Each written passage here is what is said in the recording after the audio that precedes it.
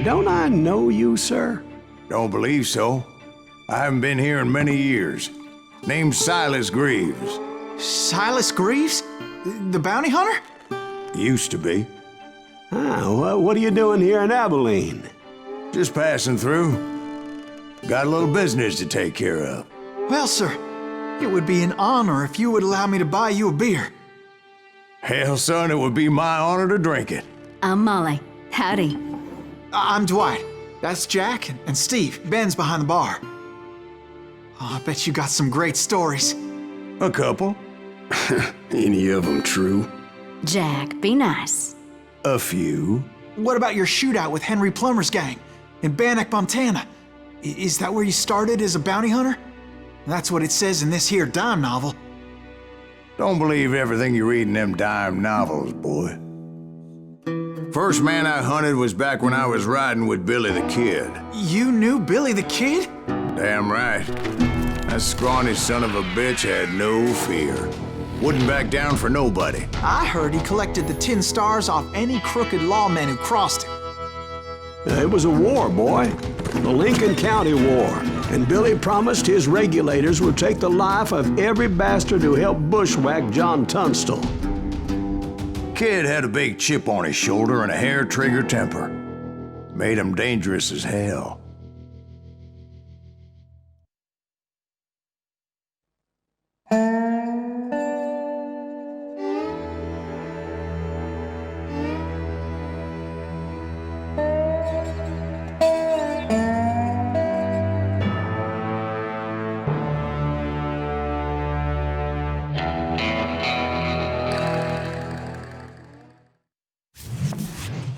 It was about 30 years ago. Billy was hiding out in an abandoned farm near Stinking Springs. I threw in with the kid because the man I had sworn vengeance on was riding with Billy's enemies. But before I tell you why I want that sumbitch dead, let me tell you what happened that day. I was heading back to the hideout when suddenly I had this funny feeling. That's funny, haha. We're missing all the No, Steve. The other kind of funny. Shoot that Was it Pat Garrett's posse? Oh, yeah. I heard the shots and I knew I had to move fast. Garrett and his army of deputies had surrounded the entire homestead. I decided to help Billy and the boys out of it. So that's just what I did.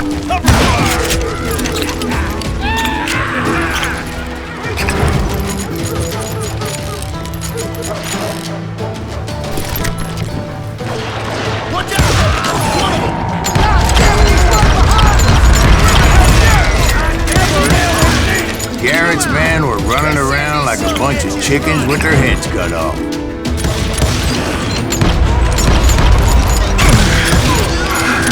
Still, one of them reached the water tower. Not a bad idea. It would be a turkey shoot from up there. Luckily, these shooters Garrett hired weren't the sharpest tools in the shed. A lot of them were saddle tramps or sod busters or drunken drifters looking to make a few bucks. Then, I heard a friendly voice yelling at me from the window. Back door! We'll cover you! Watch your flank! Truth be told, things weren't much better behind the house. I cut their numbers in half, but that just made the ones that were left twice as mad. It was a bit of a slog, but I finally fought my way around the back of the house. And like that, I was inside, none the worse for wear. I passed Dirty Dave, and upstairs I found Billy and Charlie Beaudry. How about that?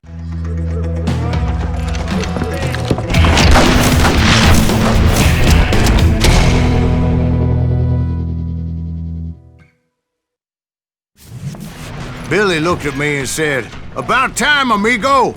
Grab a gun and get to the window." Wait, so you were friends with Billy the Kid? Yeah, sort of.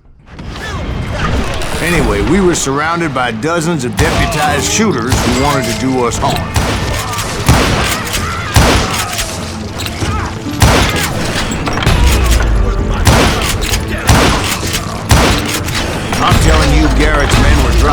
flies, but they just kept on coming.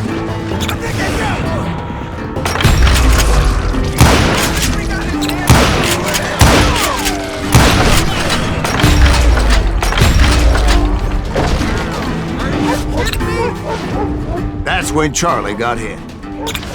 "They're catching us in a crossfire," shouted Billy. "Get to the other side!"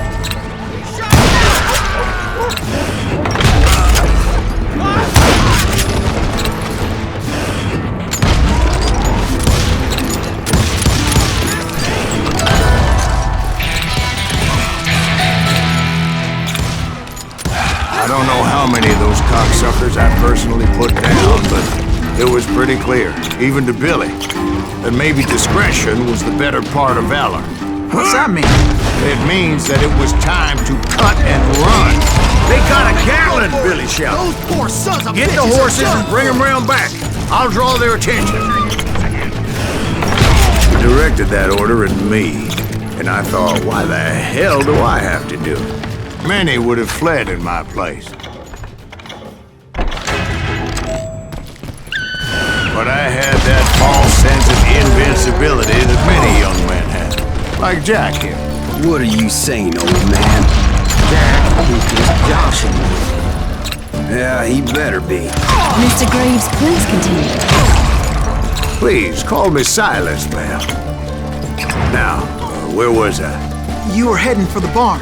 Sounds like Garrett hired a whole regiment of hired guns.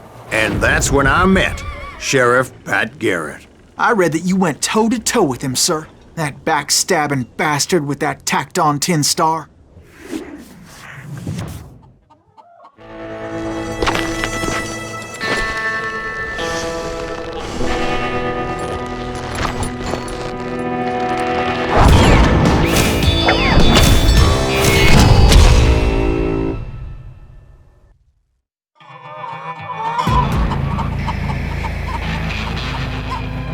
Challenged him to a showdown.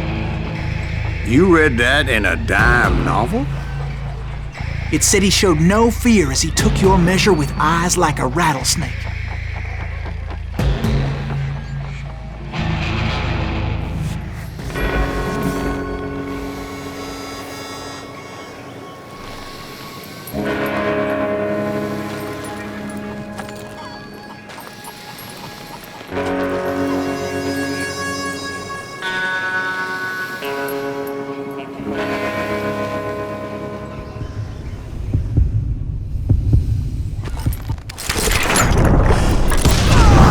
And that you killed him in a fair fight.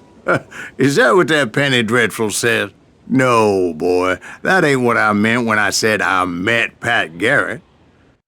So let me start again. I finally reached those damn stables.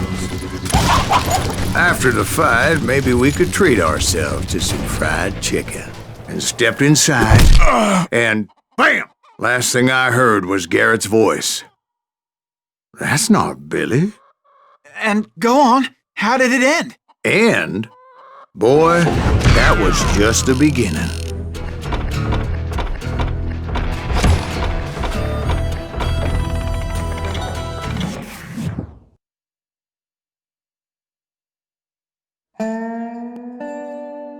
So what happened? Did Garrett arrest you? Yeah, after I came to, the bastard had clocked me with his Colt.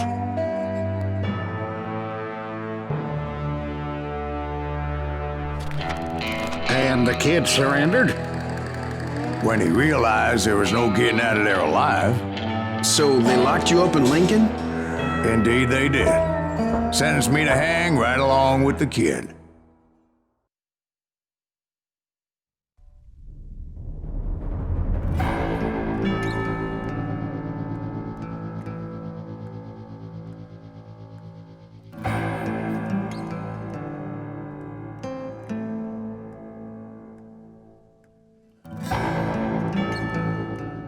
It's important to know that I was only riding with Billy so I could find the bastard I was after.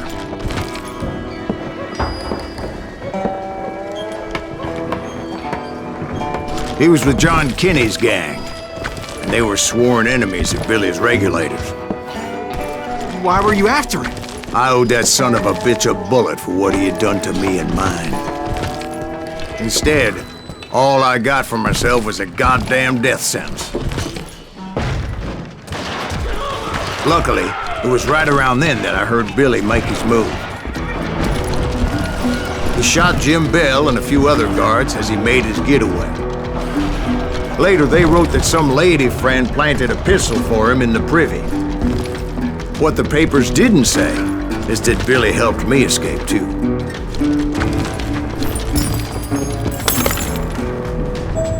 My first order of business was finding a firearm. Luckily, I located Deputy Bob Ollinger's mean-ass shotgun.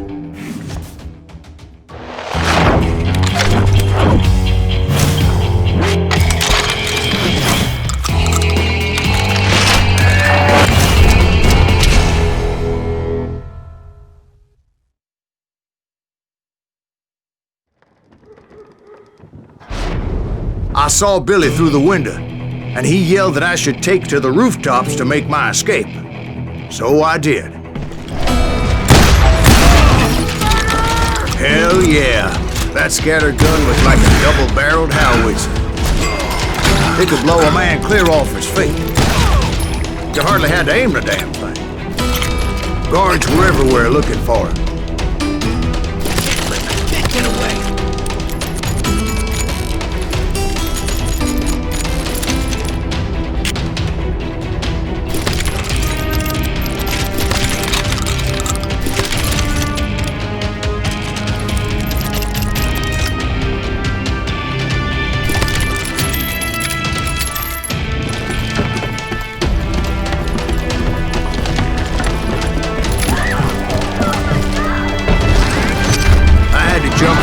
Roof like a damn alley cat. I followed the planks where I could, but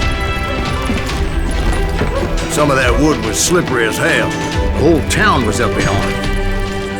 And suddenly, I was a fugitive. So that bastard you were after, what did he do? He did me and my family a grievous harm.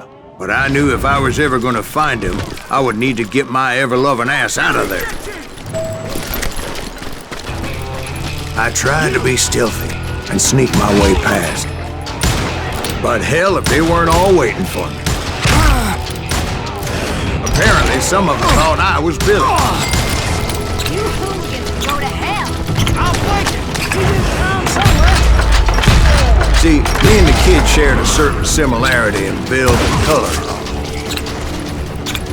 I was just glad I had Deputy Bob's mean-ass shotgun.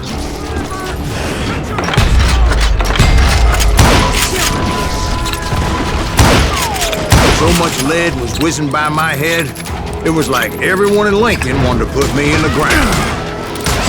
I knew I needed to find a horse.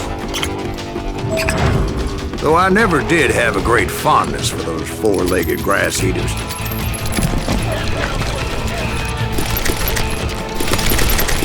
But where was the kid while you were busy getting shot at? Gone. And that's when it occurred to me why Billy set me free.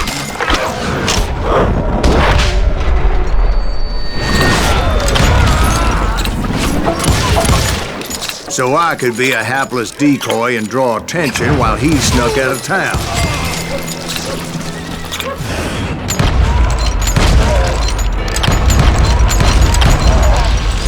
I knew if I made it out of there in one piece, no one could put a price on my head. Because everybody in Lincoln would be dead? No, because they all thought I was Billy, and all that blame would fall on him.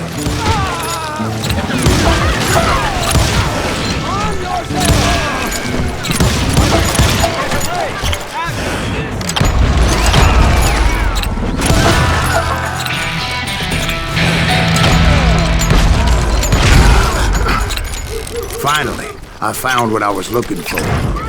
The stables on the edge of town. I guess Billy saved your ass, taking out Bob Ollinger the way he did. Billy didn't kill Bob.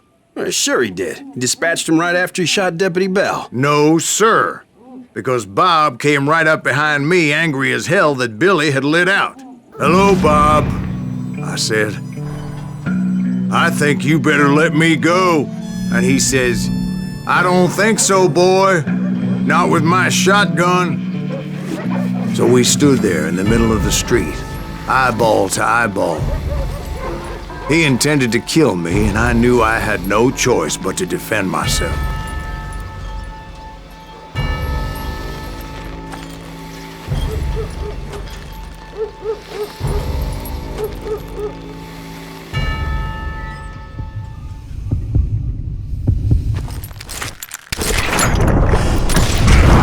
I killed him in a fair fight. Everybody saw I had no damn choice. Well, Lincoln got a mite depopulated that day. Pat Garrett gunned down Billy 3 months later, so his escape was all for naught anyway.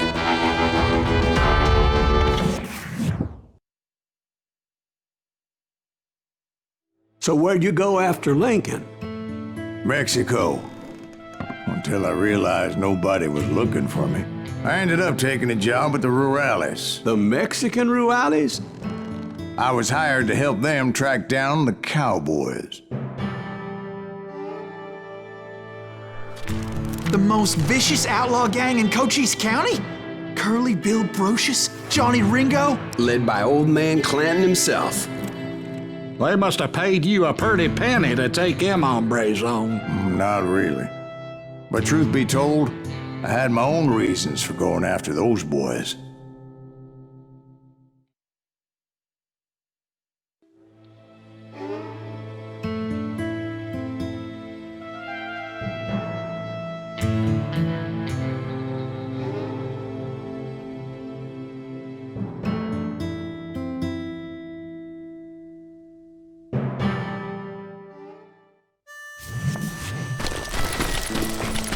So was the bastard you were after now riding with the cowboys? Roscoe Bob Bryant was his name. Oh. But no, this time it was a different bastard I was after. The aforementioned Mr. Ringo. I came upon them robbing a stagecoach, which wasn't surprising, being they were such murderous thieves and bastards. The bandits wore red scarves, so I knew they worked for the old man. Over there! I did my best to help those poor passengers. Moments later, the attackers were dead, and I checked the stagecoach to see how many passengers were still breathing. None. It was then I wondered if the rocks weren't hiding more bandits. Was that all of them? Or did I just hit the rear guard? I quickly got my answer. They attacked from on high like Apaches often did.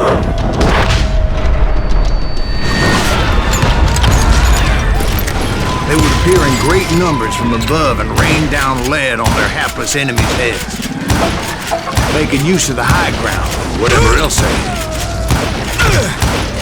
Yet the Apaches always appeared out of nowhere, and there never seemed to be an end to them. Hold on, were you attacked by Apaches? What happened to the cowboys? Did I say they were Apaches? I said Clanton's cowboys attacked me Apache style. I was in a pitched battle, but I was holding my own against an overwhelming enemy force.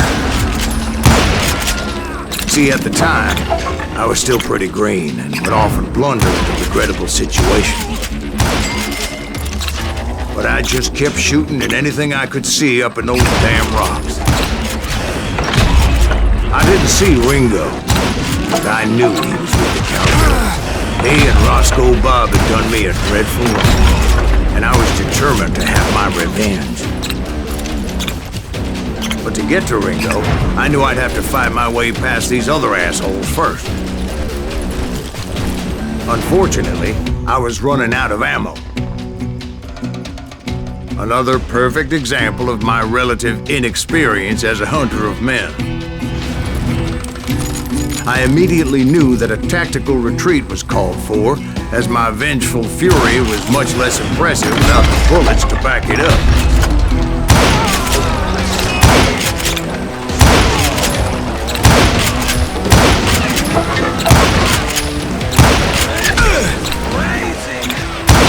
Finally, they managed to corner me. Trapped as I was, the odds of my survival seemed pretty slim.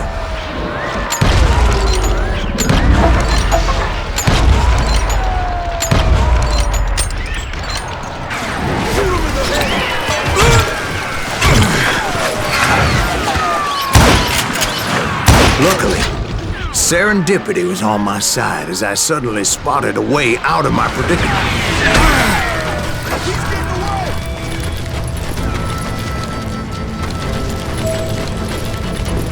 I ran ahead as if the devil himself was after me. Bullets were whizzing by my ears, but I wasn't about to roll over and die. I just kept running like there was no tomorrow. Because there wouldn't be if Clanton and his men caught up with me. As I was scurrying around those caves, I thought, what was I thinking, going up against a gang like this?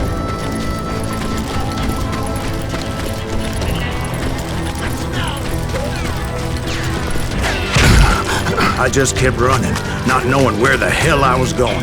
And that's when something miraculous happened. Like manna from heaven, I found the desiccated remains of what looked like an Apache warrior.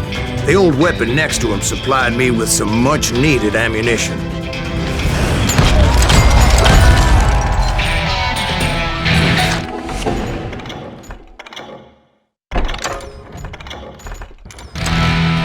Bat Masterson once told me it was more important to be lucky than good, and he would know. And imagine my surprise when I found a fistful of dynamite to go along with that ammo. That stroke of good fortune evened the odds and bolstered my confidence. It was time to turn the tables. Time for the prey to become the predator. Time for the hunted to become the hunter. Time. All right, Jesus, we get it. They were right where you wanted them. That's right, Jack. It was finally time for that old man to pay for his sins.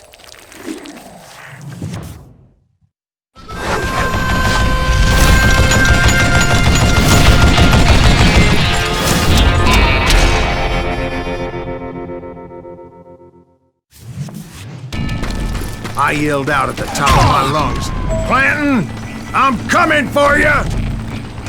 A little stealth might have made more sense, to be perfectly honest. Because that old fool had a Gatling gun and enough bullets to last him till kingdom come. But I knew I could not let that deter me.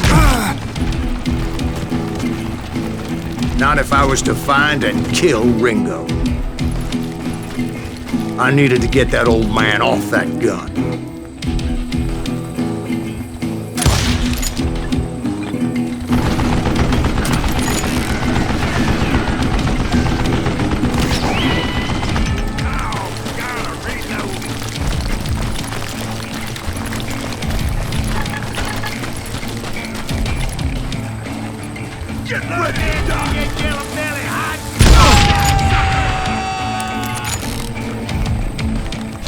Most everyone thought it was the Juarez who had come up against him in Guadalupe Canyon, but it was just me.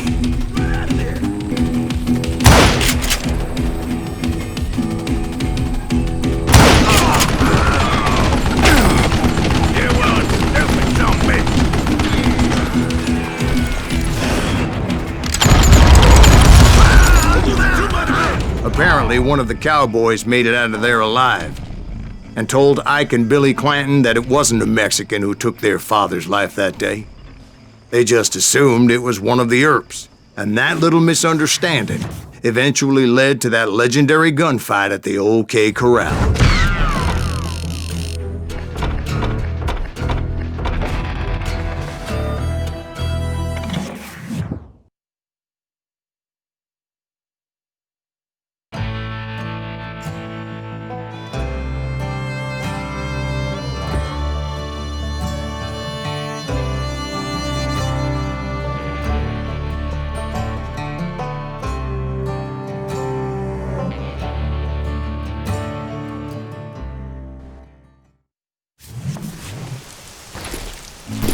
A few weeks after that dust-up at the OK Corral, I was still after Johnny Ringo. I had tracked him and the cowboys to their hideout at a sawmill, and they were loaded for bear. So what exactly did Johnny Ringo do to piss you off? Well, him and that other bastard. Roscoe Bob Bryant? Yep. They both deserve to die, and I promise I'll tell you why. Herb's coming! Get ready, boys. But first, I need to tell you about the Cowboys' new boss, Curly Bill Brocious. Curly Bill took charge of the Cowboys upon the old man's demise, and after that gunfight at the OK Corral, the Clantons wanted revenge. So they murdered Morgan Earp and grievously wounded his older brother, Virgil. Wyatt and Doc went on what became known as the Vendetta Ride, hunting those outlaws down. So when I showed up, that's who they thought I was.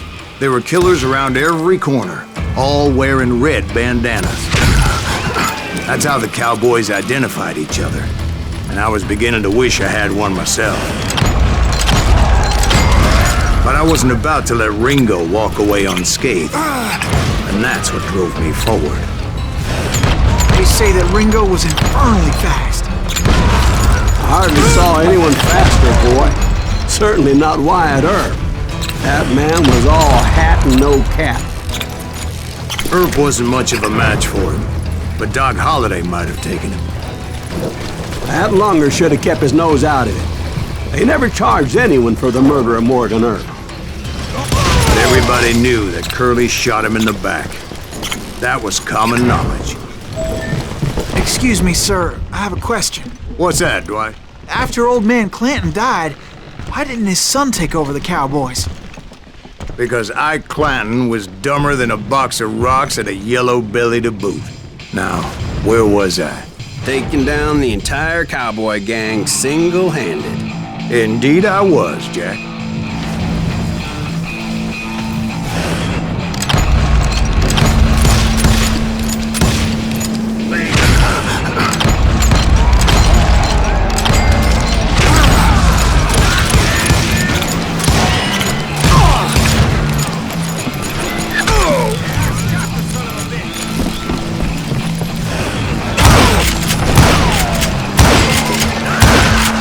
It wasn't easy, as those boys had good cover.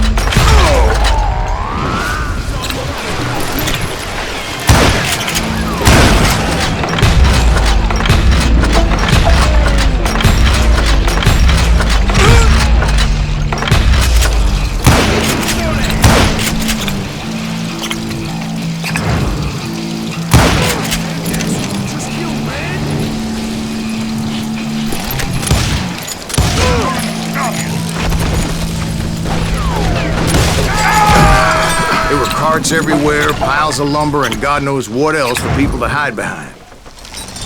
That really was one hell of a sawmill. Quite an impressive operation.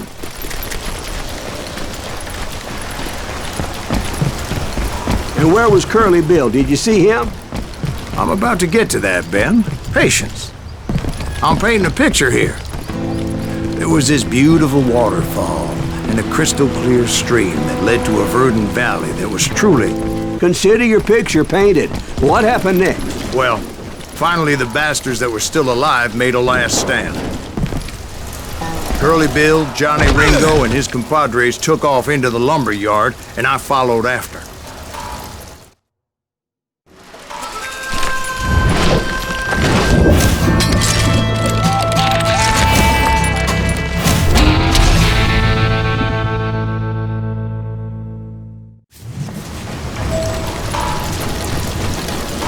Are you saying they ran?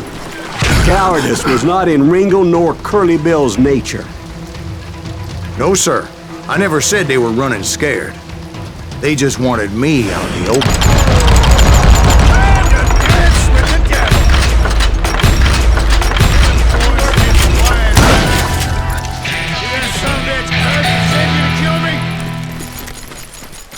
Brocious gave me no choice but to take his life. But Ringo was nowhere to be found. I knew you didn't kill Ringo, because he was found dead in a different location altogether. To this day, his killer is still unknown. Indeed. Took me a few months before I finally tracked his ass to West Turkey Creek Canyon.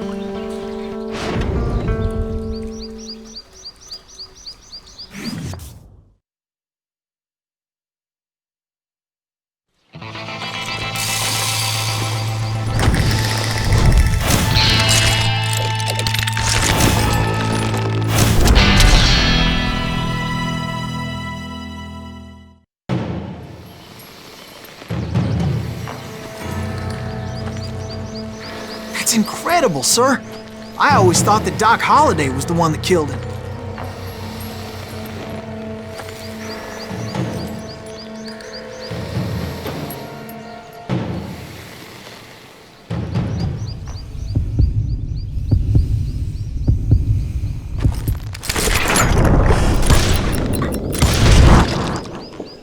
Sorry I had to ruin the legend for you, boy. But the legend ain't always true. Doc Holliday had nothing to do with the death of Johnny Ringo.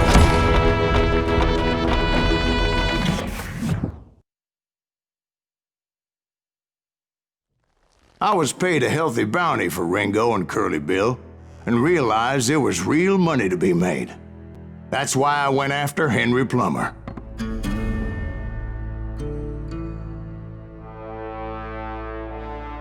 Wasn't he the sheriff who augmented his income by shaking down miners and robbing gold shipments? That's the one. Oh, yeah, I remember him. He ran that gang of thieving outlaws called the Innocents. So it's true that you went toe-to-toe with him? Indeed I did, son. Indeed I did.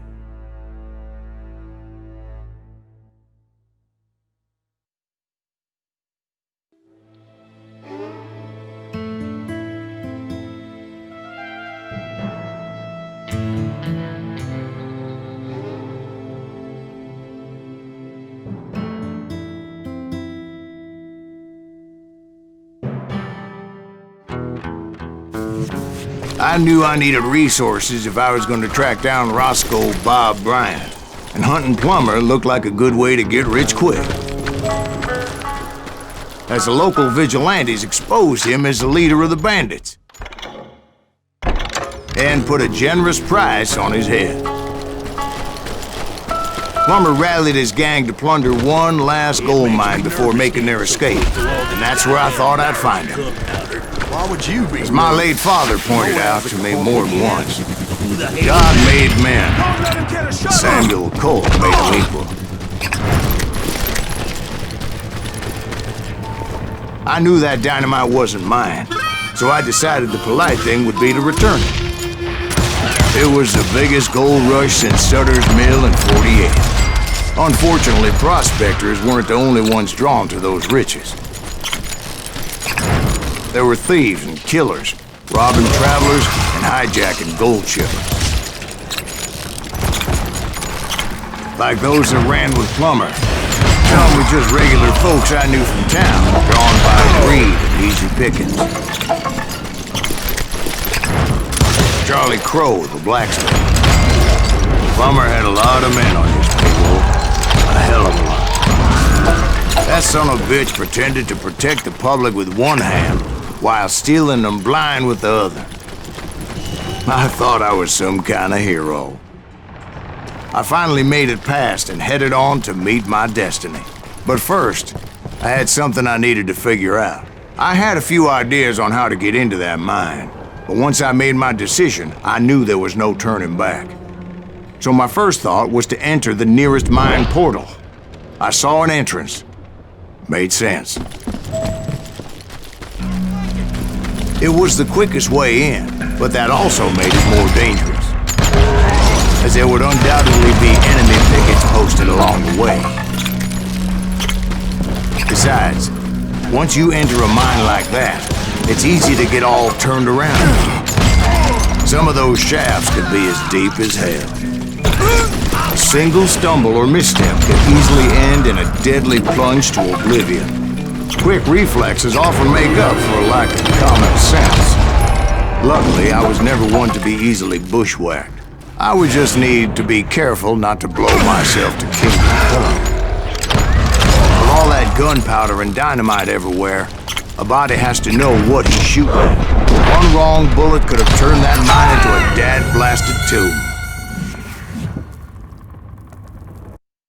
Take him!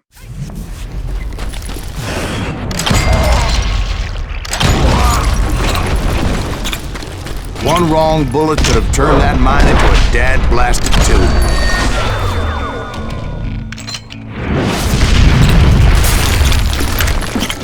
I freely admit that my plan of attack was not just moronic, but clearly in sight.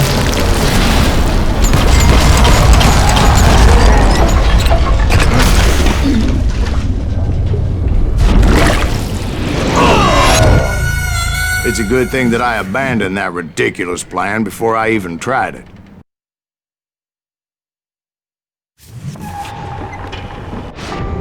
Instead, I spotted a ladder, a way into the mine from the opposite side. It was a long way around, but that approach seemed more sensible at the time. Of course, being I had a problem with heights, that scaffolding scared the bejesus out of me. Climbing down that ladder required some caution, because even though I had a younger man's reflexes, no man can dodge a damn bullet while climbing down a rickety ladder. I needed to make a leap of faith, which ain't easy when you're suspended between heaven and hell. I was determined not to give up, however. That Sheriff Plummer seemed quite the despicable character. When the vigilantes discovered what the sheriff was up to, people were outraged. That 10,000 they put on his head would go a long way to helping me find old Bob. And I had made it my mission to settle that score come hell or high water. I picked the more convenient and more dangerous route.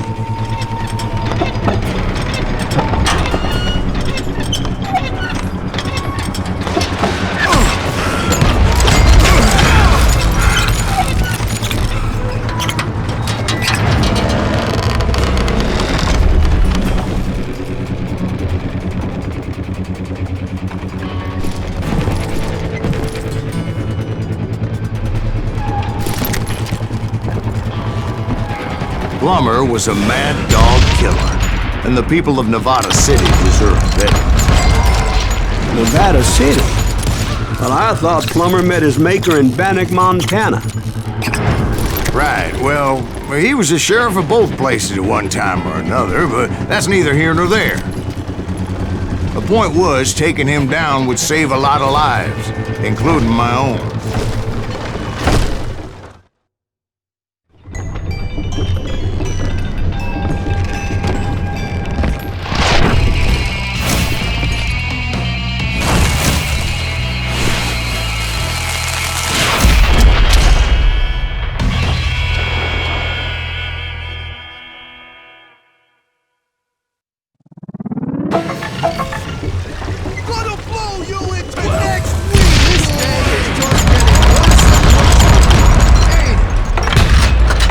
Plummer was clearly unhinged, and I could see right away that this was going to take some doing.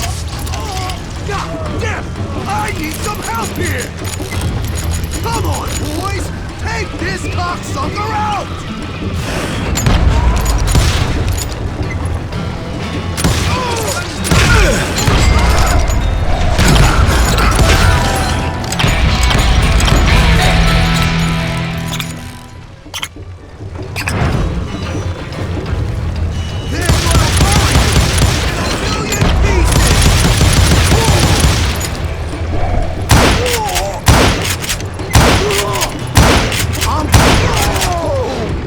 So that's how Henry Plummer died.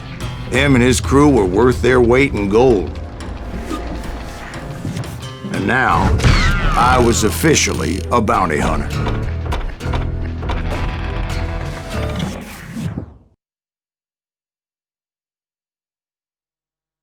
So, did you finally go after that Bob feller? Well, I heard word he was in Kansas with John Wesley Hardin. So that's where I went. Where in Kansas? Abilene. Why do you ask, Ben? No reason. Was Hardin as fast as Ringo? Ringo was fast, but John Wesley was as fast as the devil himself.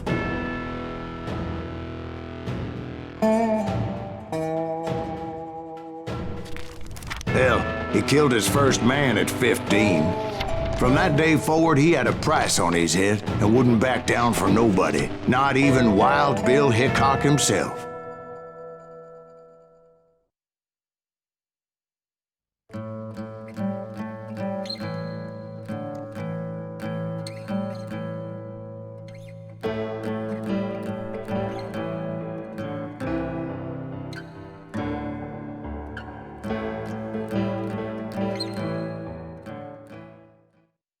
I dodged death many a time, and that night in Abilene was no different.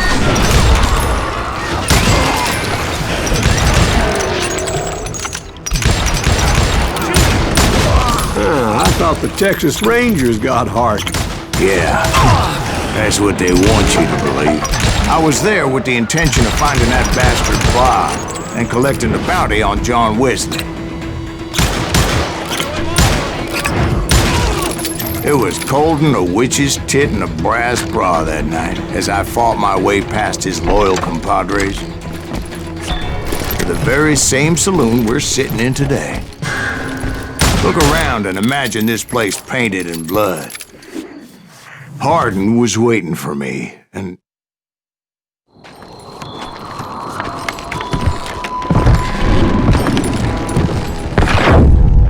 Wait, I'm jumping the gun here. Let me back up and give you some background on this sumbitch. He deserves that much. Don't you think so, Ben? John Wesley Hardin was a killer. By the end, he confessed to taking the lives of 42 men.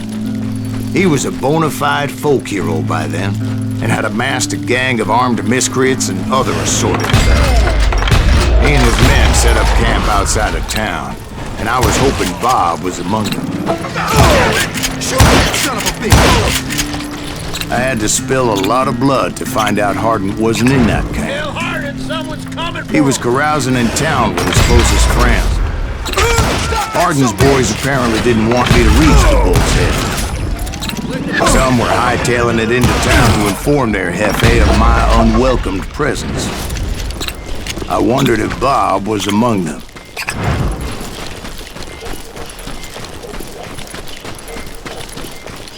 And I steeled myself for the fight ahead. For as good as I was, deep down I wondered if John Wesley wasn't just a little bit better.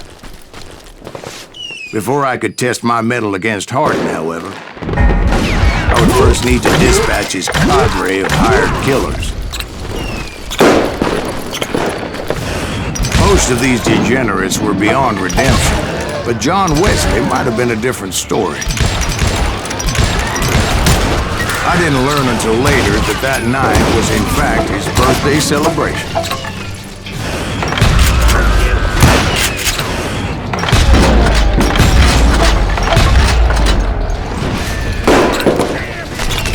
I think I already mentioned that I found Hardin in this very saloon.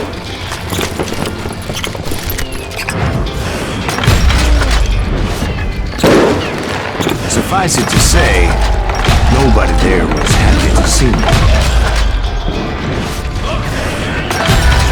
In fact, I felt a certain hostility.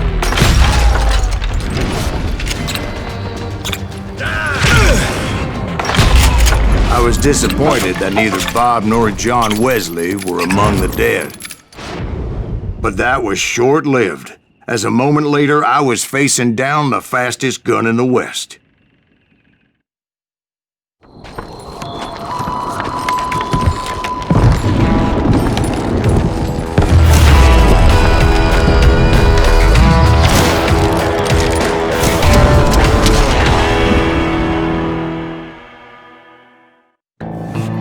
I felt a bolt of adrenaline, or maybe that was fear.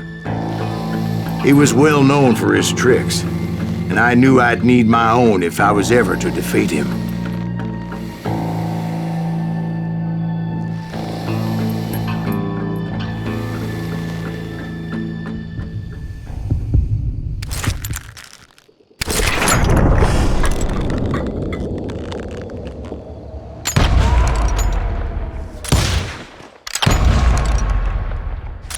That man was faster than greased lightning. But being inebriated as he was, he didn't count his shots. And now, he was at my mercy. So he didn't die? No, I sent him to prison. Years later, after he was free, some restless avenger took his life. Shot him in the back at a saloon just like this one. Anybody up for another beer? Ben?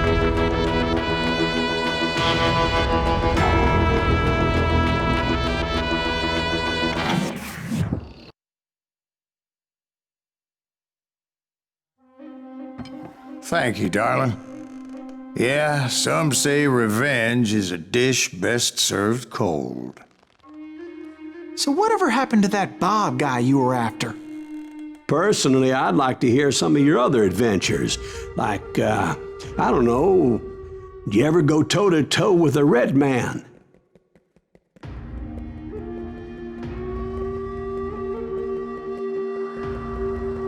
Yes, I did, Ben. I remember once I was after this renegade Apache, Grey Wolf.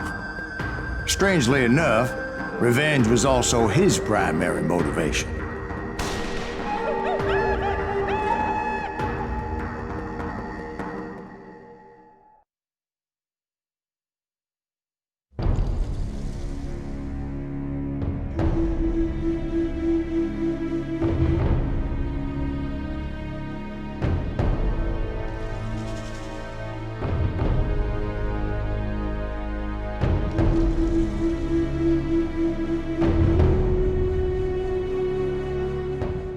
A bounty was put on Grey Wolf's head, and that's how I came to hunt him in the mountains.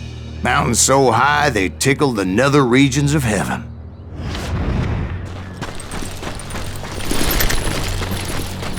Grey Wolf was a Chiricahua Apache medicine man who had led a war party in revenge for a massacre against his people. The U.S. Army had attacked his tribe during his daughter's sacred sunrise ceremony, and the slaughter was unspeakable. Right from the beginning, I couldn't shake the feeling that Grey Wolf was watching my every move. He led a band of young Apache warriors who wanted retribution and were more than willing to die for him.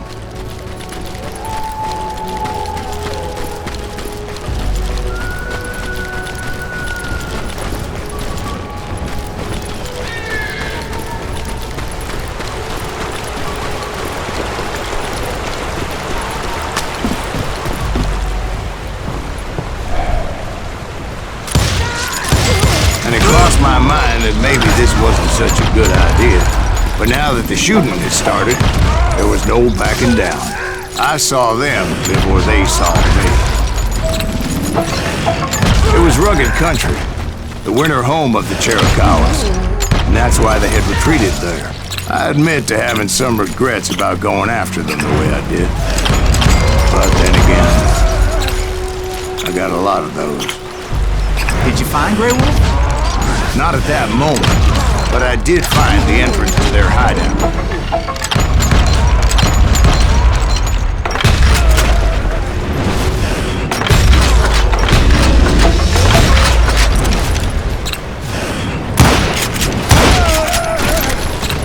A deep crevice that led to a deeper cave. Don't tell me you went in there. Yeah, but it's not out of bravery so much as pure, angry cussedness.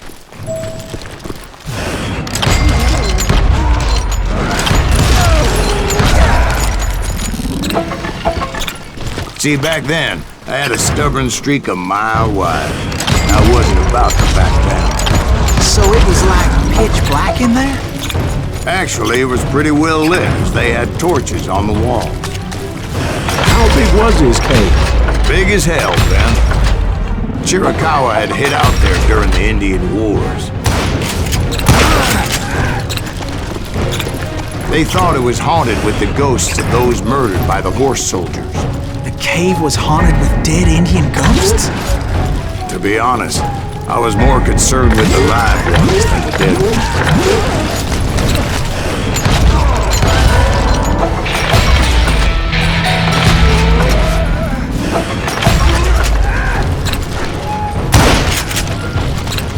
How come you know so much about engines? A few years back, I was married to two Mescalero women. At the same time? Yeah, they were sisters. Polygyny is traditional among the Mescalero. So what happened? Oh, I had to get out of there. Those girls never shut up. Both of them nagging at me all the time. Drove me half crazy. Haven't seen them since.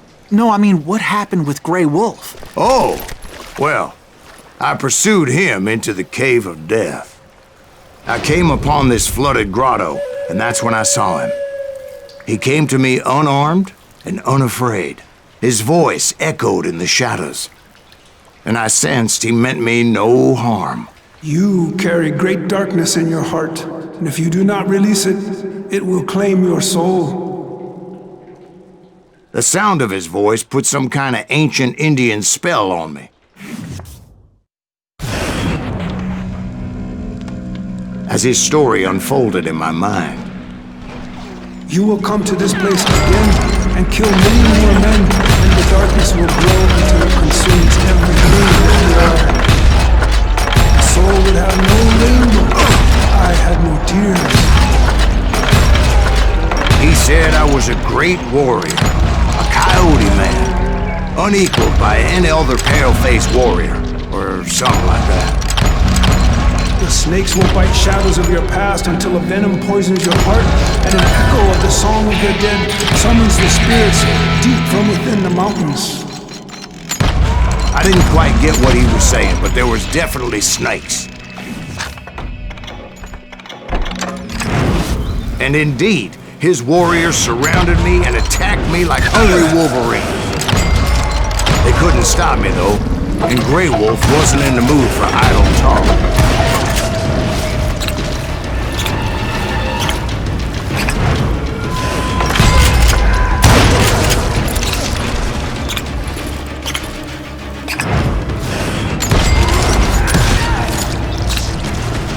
I swear I couldn't see any way out of this trap. But suddenly, one just appeared.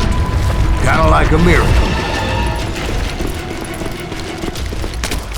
I felt like I would be lost in that damn cave forever.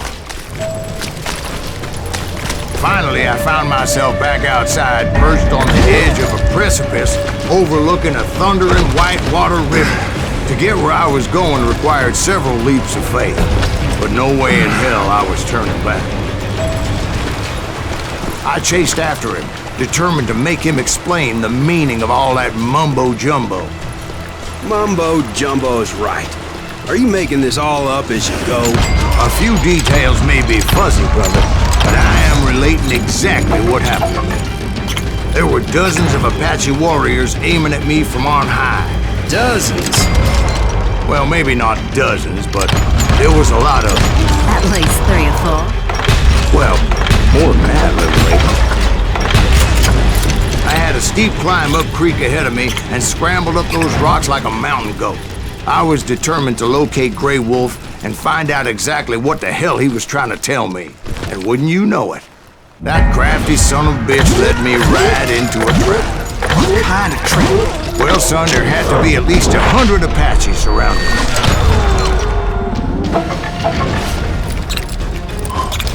100? God be my witness. Oh, come on. Who are you kidding? Hey, I believe you. Come on, tell us how it ended. All right, but I'm not gonna drag this out. Where were we? You were surrounded by 100 Apache warriors. Well, I didn't take the time to count them exactly, but there were a lot of them.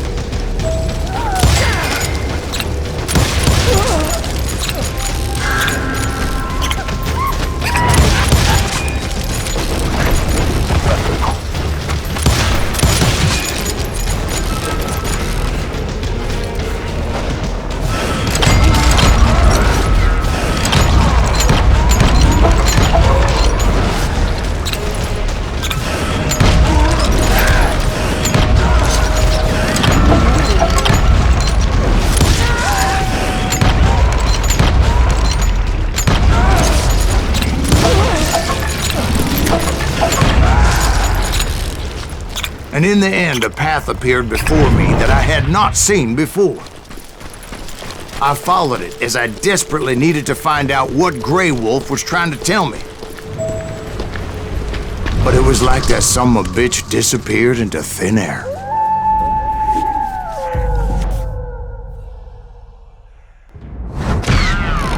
Never did find him. And never did collect my goddamn bounty.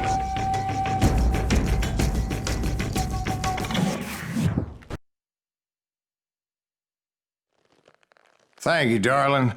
It's interesting how the truth can sometimes seem might malleable, depending upon your point of view.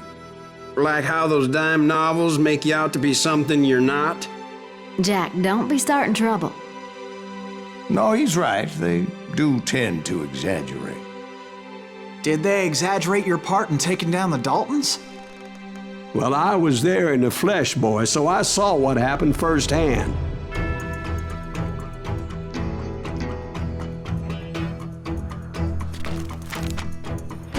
Those Daltons were lawmen once, before they all went bad, robbing banks and trains clear across the territory. Until Coffeeville, of course. I was one of the citizens who took up arms that day. Fighting on the side of the right? I did my best, sir. We all did.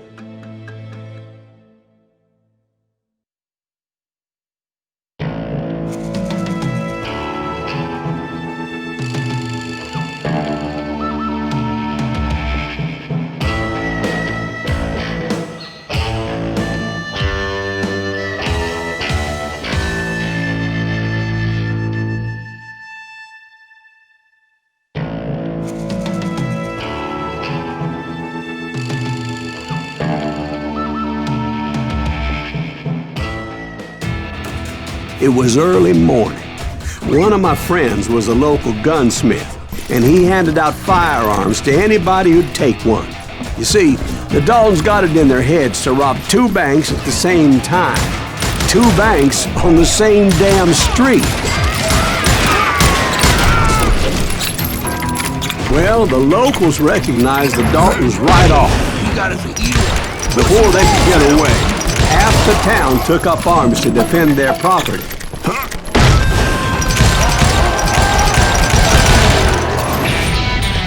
The brothers paid dearly for their stupidity, but everybody knows they had it coming. There's more to it than that.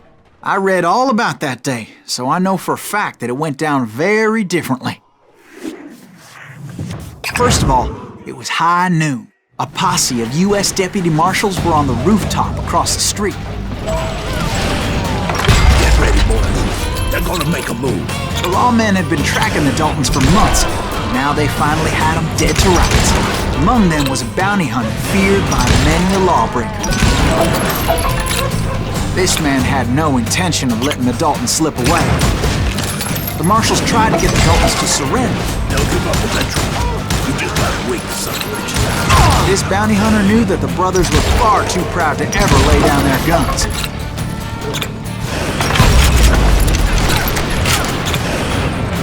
He went in there alone to confront those criminals. One of the marshals shouted, "Where are you going? Are you crazy?" Hey, where do you think you're going, dumbass? He saw a way to get around to the back of the bank. Then he figured out how to hit the Daltons from a direction they weren't expecting. A moment later, he was climbing up a steep ladder, laughing at danger as he did. It was brave men like him who risked their lives to tame this wild country.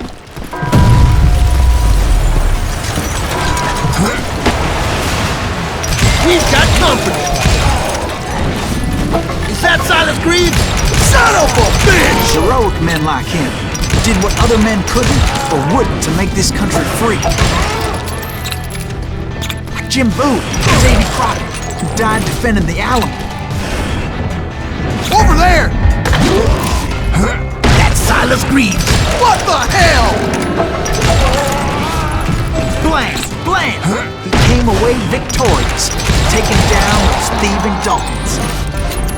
His name was Silas Greaves, and when the dust finally settled, he was the last man standing. Sorry, kid, but that just wasn't the way it happened.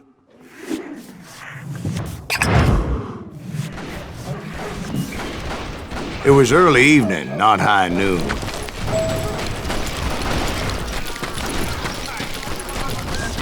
The Daltons blew up a safe, and were all set to hightail it out of there.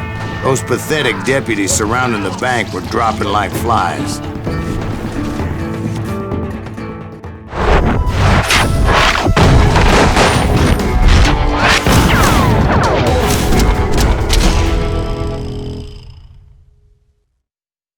I had been tracking those jokers for months, waiting for them to do something reckless. Finally, they did. Those stupid bastards decided to rob 2 banks at the same time in the same town where everybody knew them. They still had friends in Coffeeville.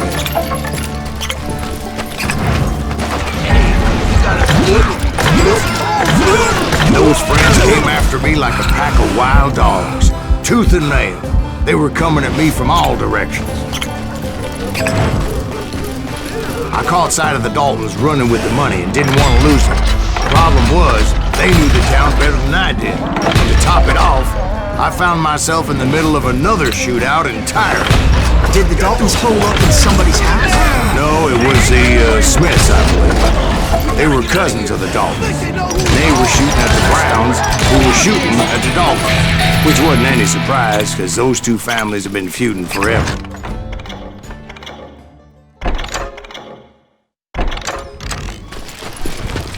The Dalton boys knew I would never give up. Those Daltons weren't the sharpest knives in the drawer, but they always stood together. They set a trap to slow me down and allow at least 2 of them to escape. The 3rd brother stayed behind to plant me, just in case that trap of theirs didn't work.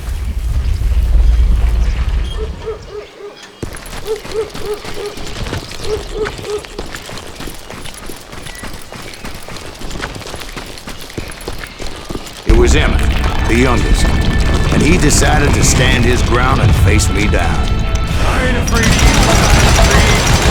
This is where it ends for you. He was determined to protect his brothers. I understood how he felt.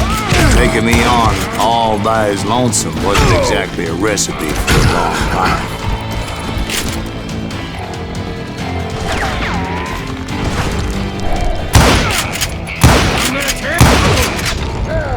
But Emmett Dalton survived the robbery in Coffeeville.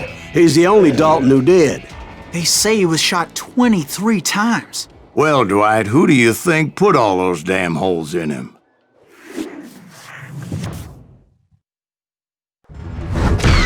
But I have to admit, that boy had grit.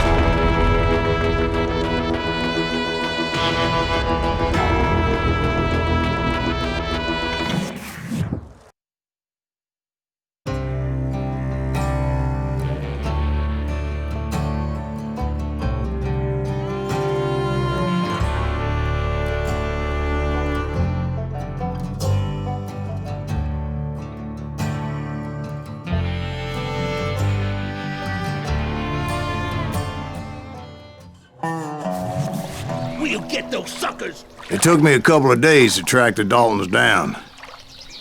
They can't get away with this! And in that time, a whole posse of local vigilantes offered to lend a hand. We'll track them to the ends of the earth.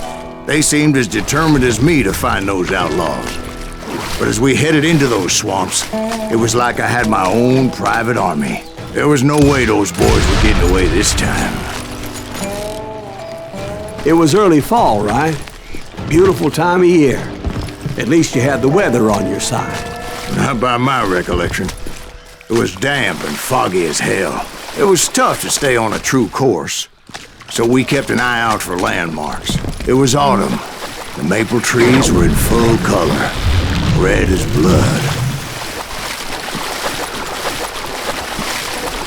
Bury them in the woods! Plant them where they stand! Except for some bitches ahead of me who wanted to do me harm. So I had to face them alone. I wondered why my compatriots didn't come running when they heard the shots. So did you find the Daltons? Not yet, but I did have the questionable pleasure of meeting a few of their friends. The boys had established quite a reputation by that time, so they attracted all manner of riffraff to their cause.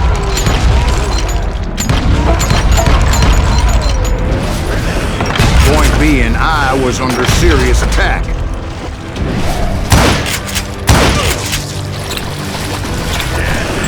And my reinforcements was nowhere to be seen.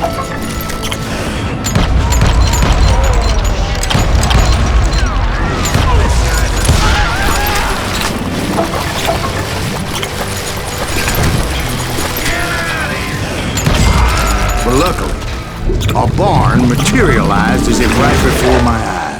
I scrambled up top to get a better view. but just ended up falling inside. So, how did you get out? The barn doors was open. About right then, I saw some suspicious characters running for the bushes. Of course, I followed them. But that goddamn swamp was like a goddamn maze, and pretty soon I had no goddamn idea where I was. Steve? Steve! Huh? Oh, no, I'm listening. Indians surrounded me from all sides.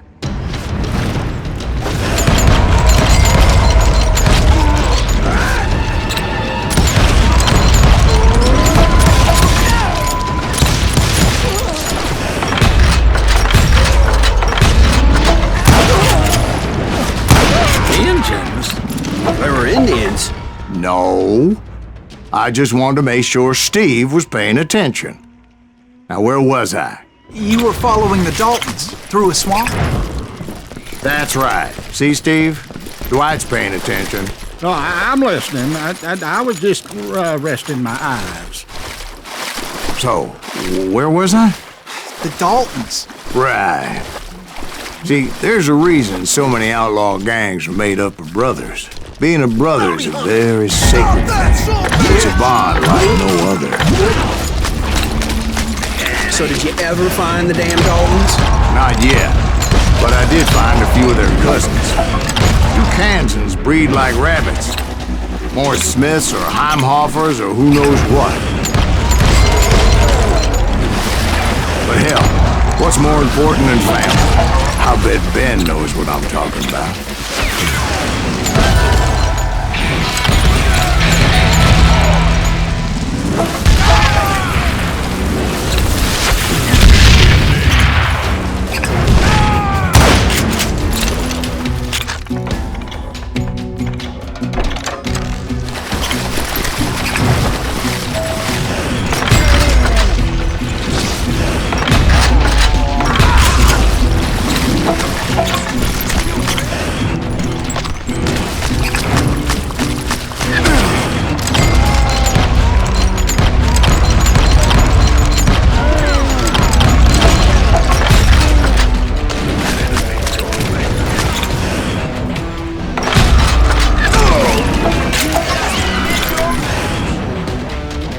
Those Dalton boys were out there somewhere, standing together against anyone who would threaten them.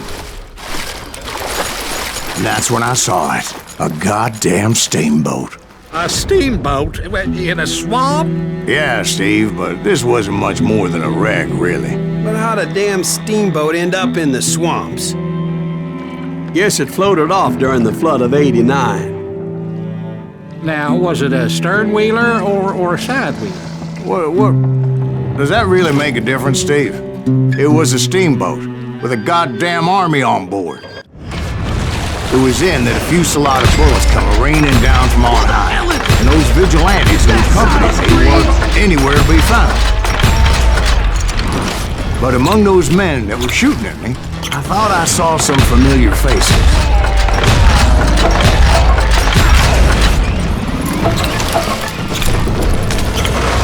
Somewhere up there, the Daltons were waiting on me.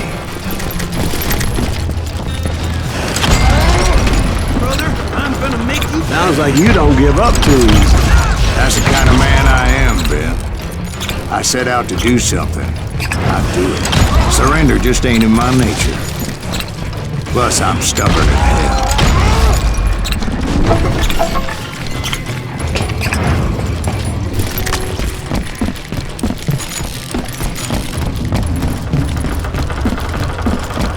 Right about then, much to my relief, the vigilantes finally arrived. Their leader motioned at a cabin in the middle of the top deck, pointing me directly at the Daltons. I finally had them, after months of dogged pursuit. But it turned out they had me. I'm sending you to hell!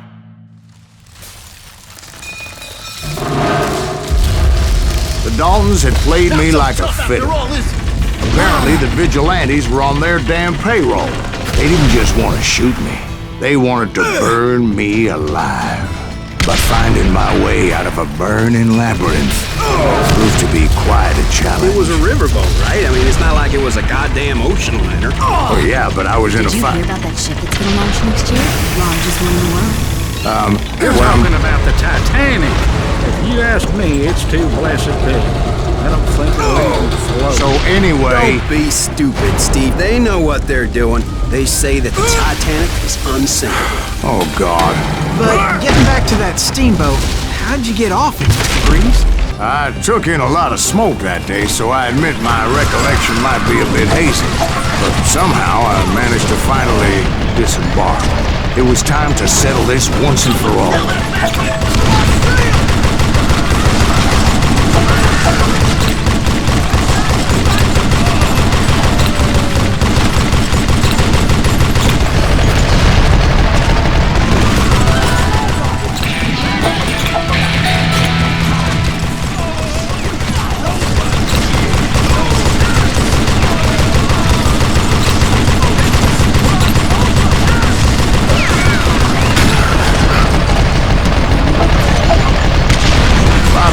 Weren't about to come at me one at a time. They were in this together.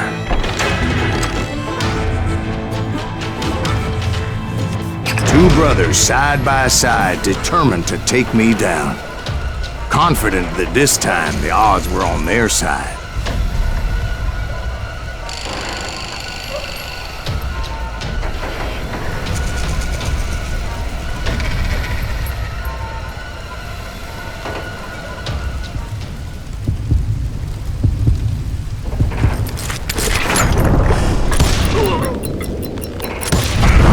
They got it wrong.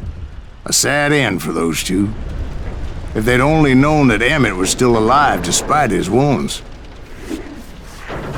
Paroled 14 years later, he moved to California and sold real estate and lived off the legend of that fateful day. And the tragic death of his two brothers.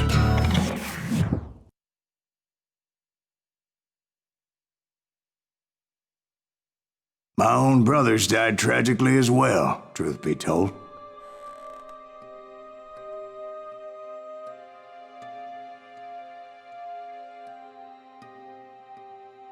It was 1868, and me and my older brothers were pulling a tidy profit running cattle into Juarez, Mexico. One night after my brothers retired for the evening, I found a little poker game in a cantina with a couple of cowboys. And I just couldn't lose. I even won an old Spanish coin that had to be 100 years old. Well, I was mighty pleased with myself the next morning as my brothers and I rode for Texas. But before we crossed the border, those cowboys caught up with us. It was Johnny Ringo, Roscoe Bob Bryant, and another asshole named Jim. They wanted their money back and everything else we had, including our lives, as those boys didn't want us coming for them later. Bob put that old Spanish coin in my mouth and said, "I won't have it said that I left you with nothing, boy."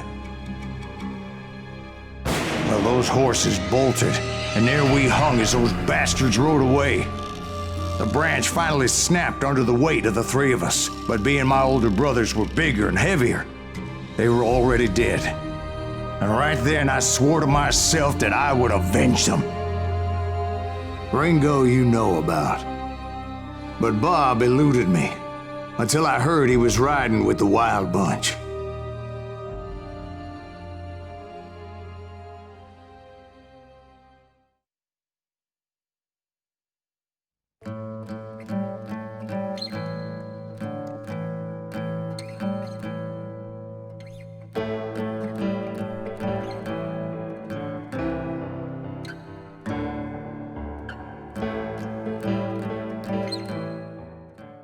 I'd been on their trail for months, ever since they left their hideout in the Bighorn Mountains.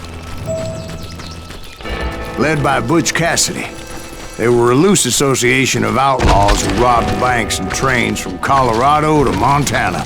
Among them was the Sundance Kid, and that murderous hombre I was tracking, Roscoe Bob Bryant. They blew the bridge with the intention of forcing the train to stop. I was determined to make that sumbitch Bob pay for what he did to my brothers.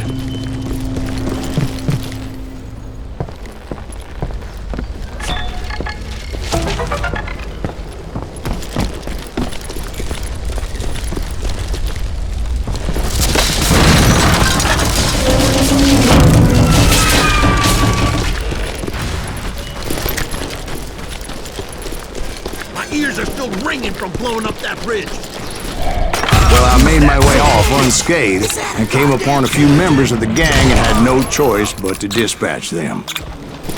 From there, I had to negotiate an even more precarious route. But first, I would need to get my ass out of there.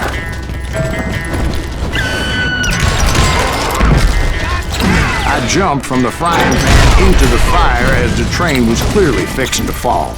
I had found the gang, but in order to find old Bob, I needed to fight my way forward past a whole passel of desperados. Outside, inside, any way I could, I made my way towards my prey. Well, what about the passengers? It was mostly a freight train, as I recall. There were no passengers aboard that day. As I mentioned before, I am not fond of heights. But I was too busy dodging bullets to worry about falling to my death. Odds were I was likely to die that day anyway. So I was determined to take down as many of those bastards as I could.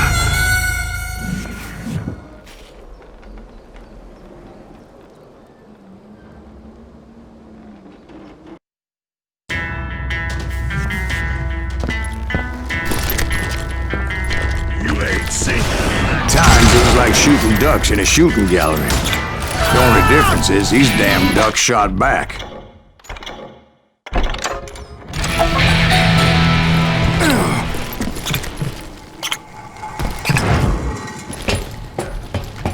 I kept hoping the law would show up and give me a You hand. mean like that giant Pinkerton posse that I read about?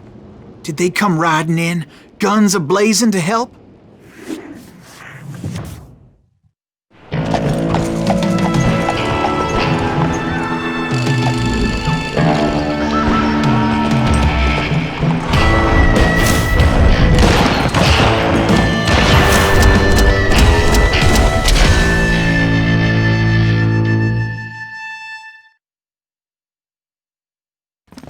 Help?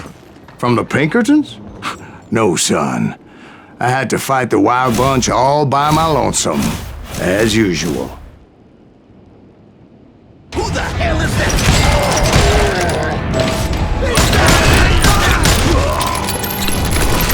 Take cover! Retreat! Retreat! Kill everybody!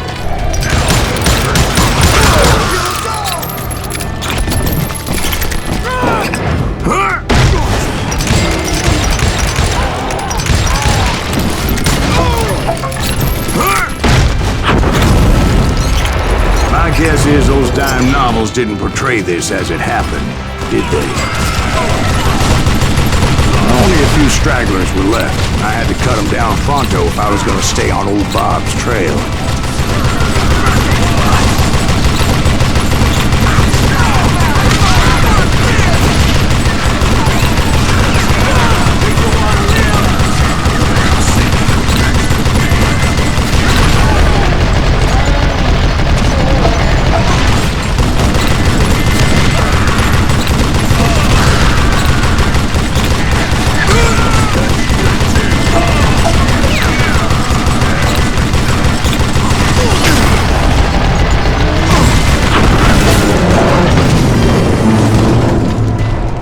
Once I silenced all those guns, I went searching for my nemesis, determined to finally have my justice. But the only survivor who welcomed me was George Flat-Nosed Curry. Who was he? The fastest gun in the gang.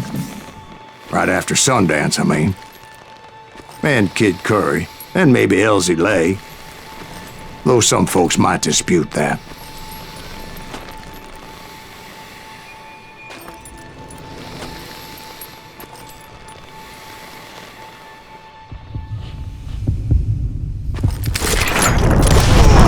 On that very same day, Butch Cassidy and the Sundance Kid decided to leave the Wild Bunch behind.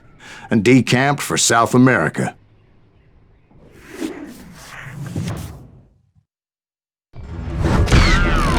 They ended up living down there for many years, but I'm sure you already know all about that.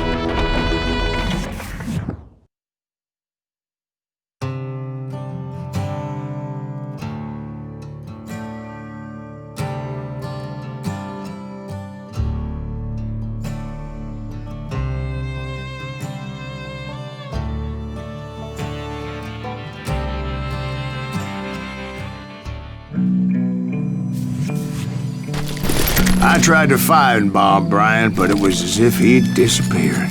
Sometime later, I heard the Wild Bunch was back together. Kid Curry escaped from jail, and now he was running the whole shebang.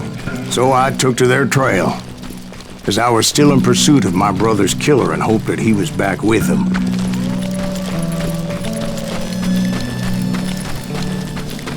That Kid Curry's kinda crazy, ain't he?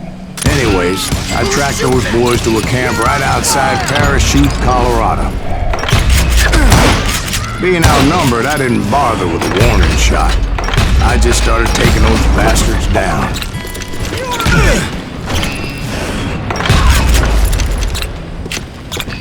Old Bob wasn't among them, and neither was Kid Curry. I could sense him close by, however, plotting something nasty. I just needed a clue as to their whereabouts. And I found one. A map with their bold plan clearly marked. This time they were fixing to blow up a train trestle. Property of the Union Pacific.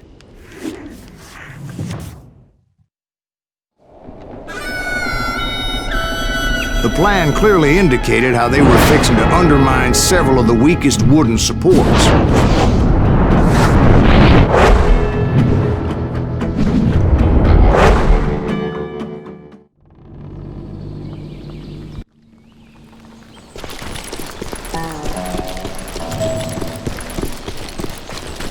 Kid Curry was considered the wildest of the Wild Bunch. It was said that he fathered 85 bastard children, though some say it was only 5. Kid Curry had bragged to a whore how he was gonna rob a train heading to the U.S. Mint in Denver. And that whore, Fat Sally, she told me. The bridge was rigged with dynamite, so I decided I'd best be careful confronting those bastards. A moment later, I saw a ladder that somehow had escaped my attention. What's up now? Don't worry, I know what I'm doing.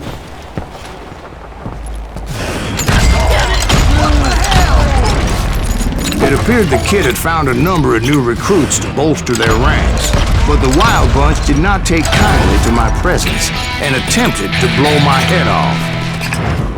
What happened next? Well, having removed the first bundle of dynamite, I decided I might as well remove the other one. Once that was done, I figured I'd find my way from there.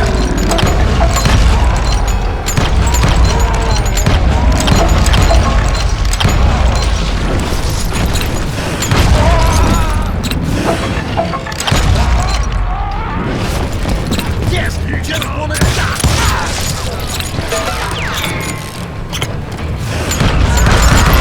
So, what happened then? Had to remove more of that damn dynamite. It must have been terrifying trying to make your way across. I was sweating it a bit, but then I noticed a footbridge tied up on high, so I shot the rope.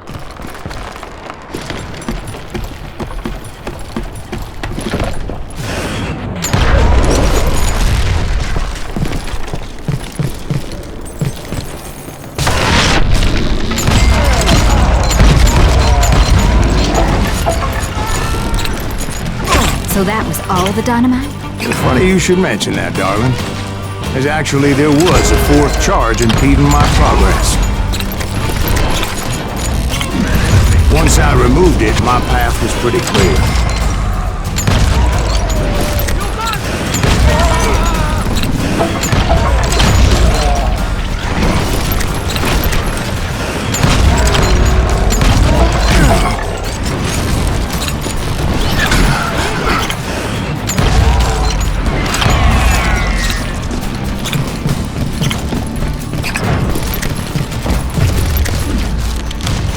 So I proceeded onward and realized that that way just wasn't gonna work. I needed an alternate path forward.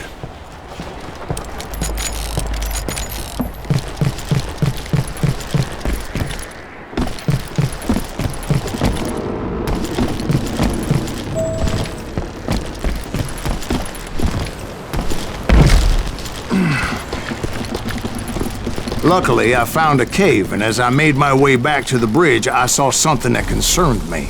It was a long, burning fuse, and it was moving fast as hell. I had to catch it.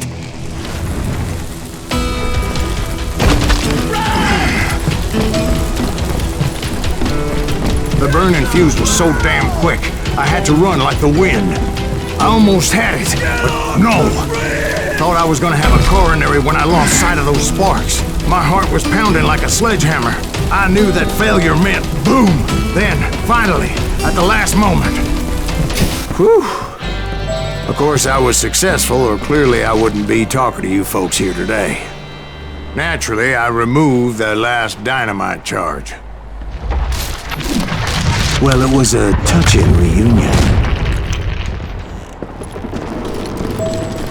But by this time, I was thoroughly exhausted and dragging my ass as I was not a young man anymore.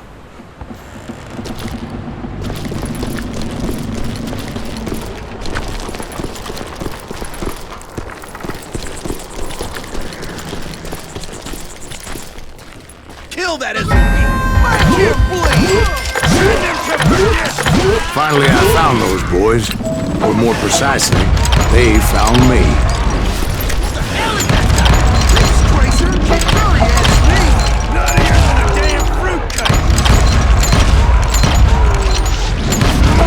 Just when I thought things couldn't get worse, Kid Curry opened up on me with a goddamn Gatling gun. It was hidden in this tunnel and pretty well shielded.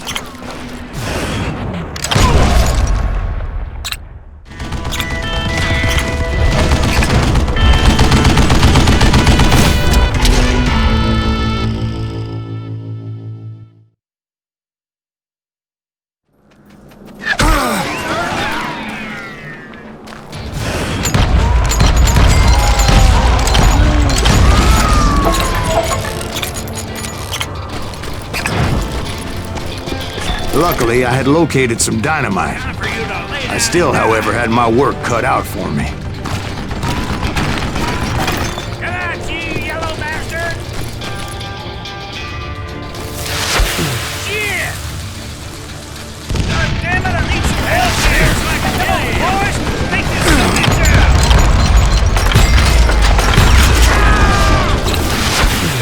Leave, fat bastard! Give me a hand here, goddammit! Eventually, I brought that tunnel down. And that's when I met Kid Curry himself.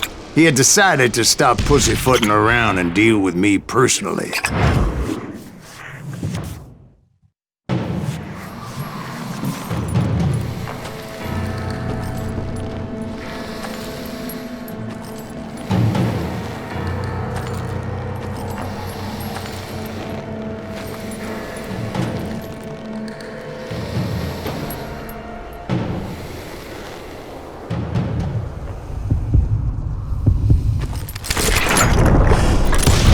Fast as he was, I was just a bit faster. And as he lay wounded, I demanded to know the whereabouts of Roscoe Bob Bryant. He shouted at me, "Is that what this is about? Bob went with Butch and Sundance to South America. You ain't never finding him."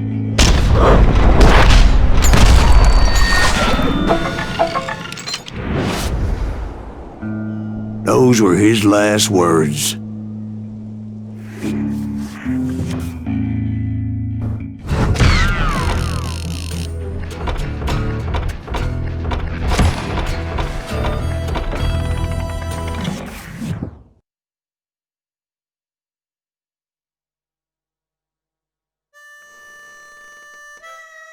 So, Bob Bryant got away?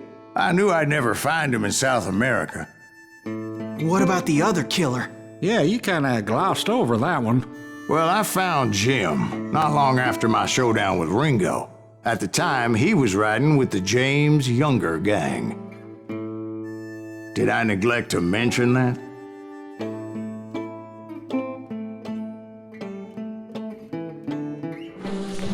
Jesse James? The greatest outlaw who ever lived? Jesse and his kin rode with Quantrill when he raided Lawrence, Kansas, and killed near 200 people, boy. Nothing great about that. And from there, him and his brother went on to rob banks and trains from Kansas to Missouri. Which is why there was such a rich bounty on their heads. 40 grand for both of them, dead or alive. That's one hell of a payday.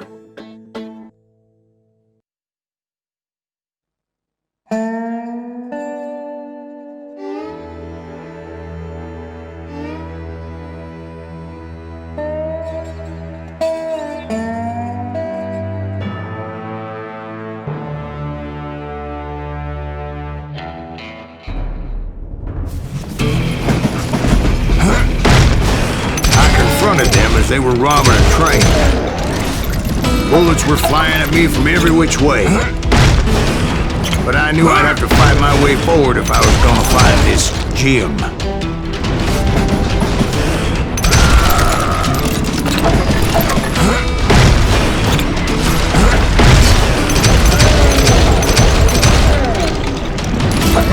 Now wait a second. Now, how'd they stop this train in the first place? Well, the James boys were experts at this.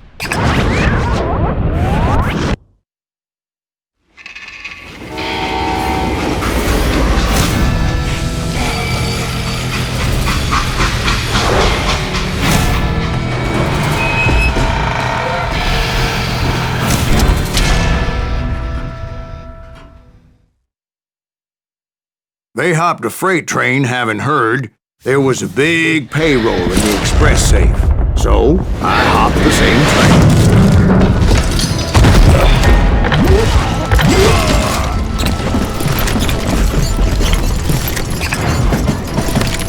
The James Younger gang was decimated after that little fiasco they had in Northfield, Minnesota. So Jesse needed more men and took on the killer I was after, along with a host of others. I was hoping to find my man and put a bullet in his head. Climbing around that train, I must have swallowed 100 damn bugs before I reached James that... Younger gang pulled the first train robbery west of the Mississippi. Sounds like you hold them in high regard. Everyone knows they were the most famous outlaw gang ever. And you took them all on by your lonesome. Again. I'm finding this all a little hard to swallow, friend. Well, maybe you need to wash it down with some whiskey. By the way, did I mention that that train was flying down those tracks like a bat out of hell? Anyway, excuse me, Ben, but where would I find the gentleman's facilities? Suddenly I have an urgent need to drain my one-eyed snake. Well, I've had more than a few drinks, and I've been sitting here for quite a spell. Right through there. Let me show you. I've never heard so much malarkey in my life. You think he's bullshitting us? You don't think he's Silas Greaves? I think he's just some old drunk looking for some free liquor. I don't know, Jack. I think I believe him. You don't think he met Jesse James? Oh, you gotta be kidding me. That story makes no sense at all. Jack. I mean, you gotta be two bricks short of a load to believe that cock and bull story. I don't agree. Jack, lay off the But bar. you seriously think that tired old man went toe-to-toe with Jesse James? Well, that's better. Did I mention that this Jim was married to the infamous Belle Starr? Of course, I didn't learn that until later. Anyway, I made my way forward the best I could. Around the sides, over the roof. At some point, some sumbitch saw me and shouted out, "It's a damn Pinkertons!" It's a damn Pinkertons! Now, I never worked for that limey cocksucker, but I guess they assumed I was one of his assassins. Those evil bastards firebombed Jesse's mother's house and killed his stepbrother.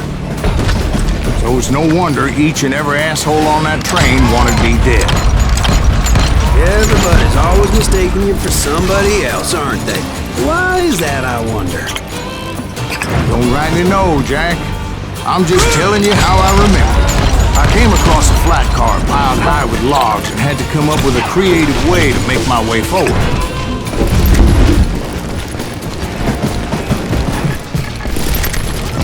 Right about then, I was attacked by some asshole on a Gatling gun. Well, seems like you run into a lot of them. Asshole? Gatling guns. Yes, I did. Now, I don't remember how I took it out. It was either a bullet or dynamite. Where would you find dynamite? Does it really matter, Jack? You're messing with the flow of the story here.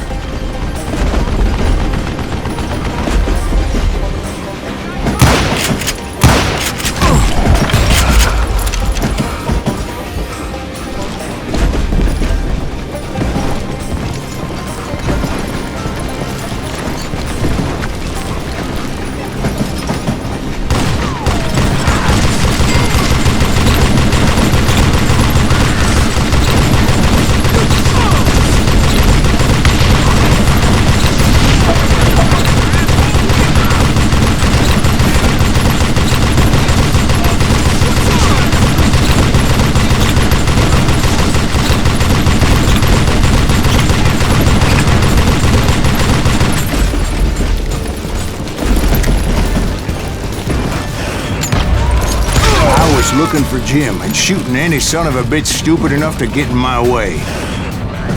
And that included Jesse James himself.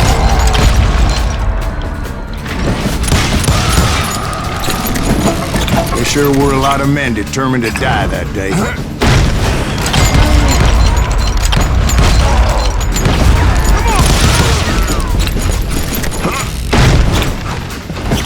It was then that Jesse detached the express car from the rest of the damn train.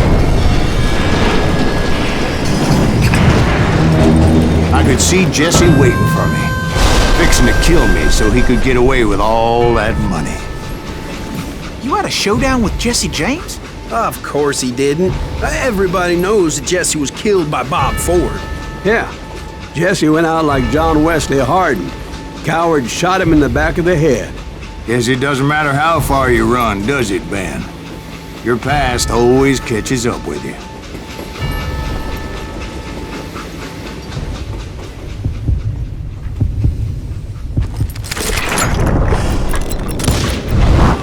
Yeah, I didn't kill Jesse James. Just wounded him bad enough to convince him to hang up his guns. What about that Jim fella? What happened to him? I figure he was up front with a gun to the engineer's head. That bastard slipped away again. I'll tell you how I got him. But first I need to wet my whistle.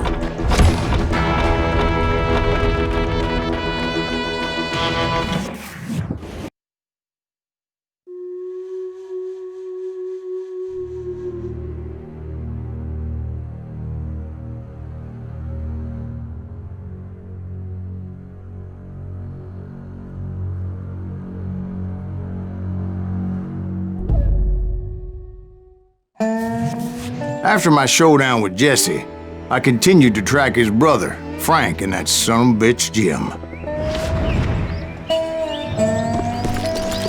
I followed those bastards into the high mountains as they were going to ground. What mountains would that be?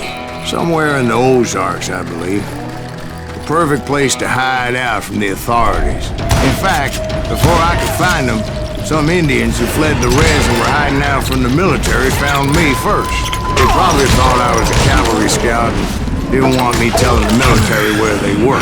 Indians? Yeah, they could have been Cheyenne, but there was all sorts of renegades roaming the landscape back then.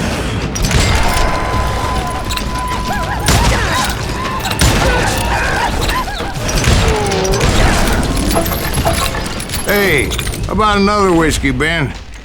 Nothing better to soothe the troubled soul.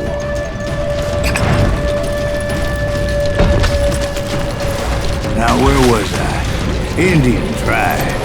I had more than my share of run-ins with the red man. Like that time. Did I tell you about Grey Wolf? Yes, sir. You did. Ah, of course I did. In fact, I could still remember that old medicine man's words to me. Jesus Christ, we're back to that again? You carry great darkness in your heart. It will claim your soul. You will come to this place again and kill many more men, and the darkness will grow until it consumes everything you are.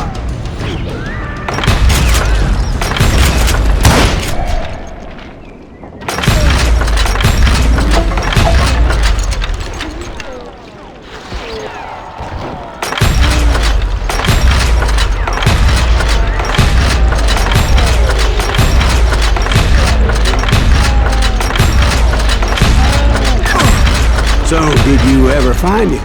Who? The man you are after. Let me ask you something, Ben. Do you ever think about death? Mr. Greaves, are you all right? Ooh, death. Oh, death. Won't you spare me over till another year? What is this that I can't see with ice cold hands taking hold of me? Well, I am death, none can excel. I'll open the door to heaven or hell. Oh, death. Oh, death. Won't you spare me over till another year? So, are you gonna answer the question? What question is that? Jim Reed. Did you ever find him? Reed was indeed that son-bitch's surname. That's right, Ben. A despicable character. I remember him laughing like a hyena that cold morning they lynched me and my brothers. He was intent on avoiding my vengeance, but nothing was gonna stop me. Nothing.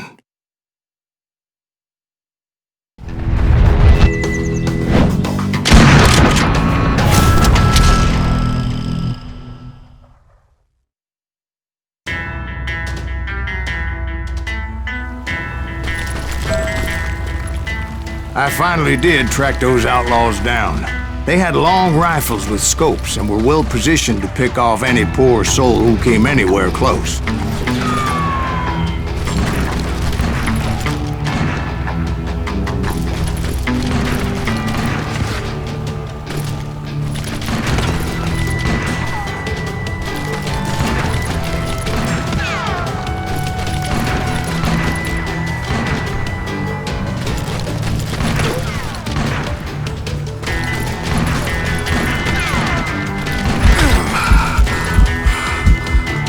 I'm guessing Frank James believed I was responsible for the demise of his brother Jesse.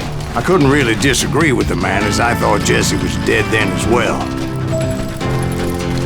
He backed off as I closed in on him, but he was still intent on killing me. And when I closed in on him again, he backed off again, looking for a better angle on me.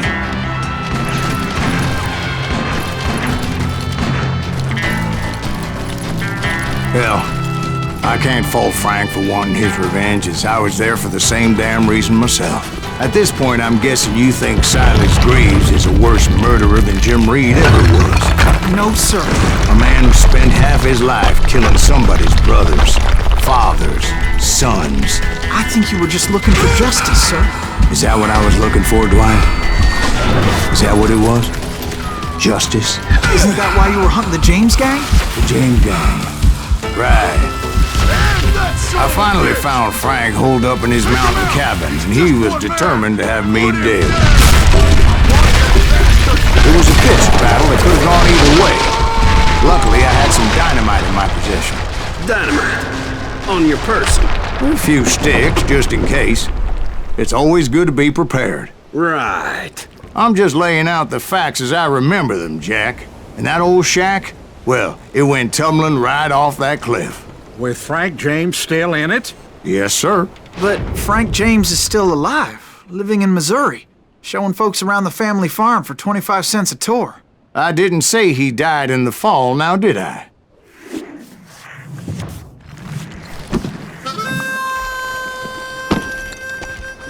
I'm done with this damnable outlaw life! kill me, don't kill me, do what you will. At this point, I just don't give a shit.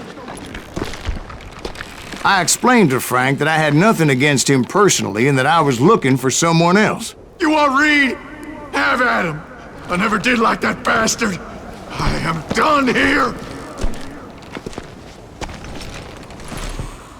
We parted in peace as Frank pointed out the path to my prey before making his way back down the hill.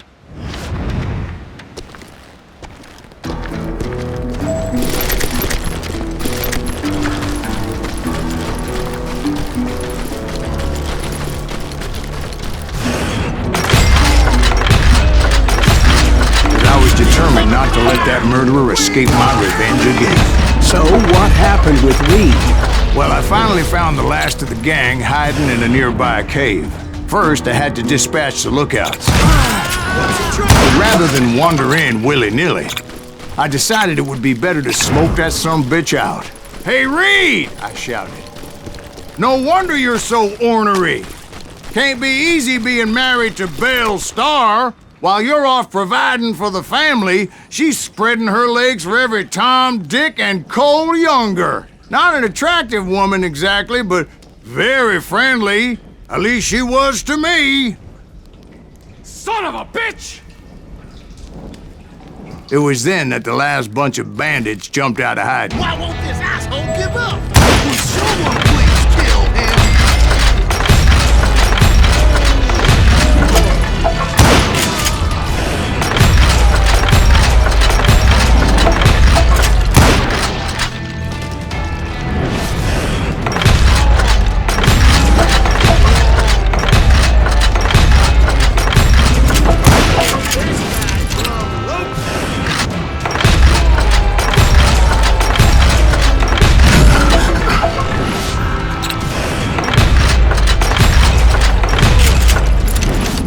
Eventually, it was just me and Reed.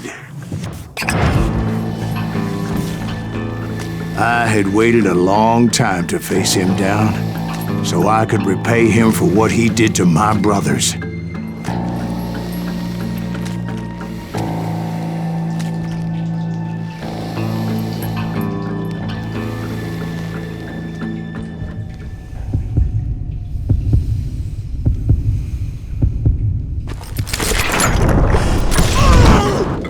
And repay him I did.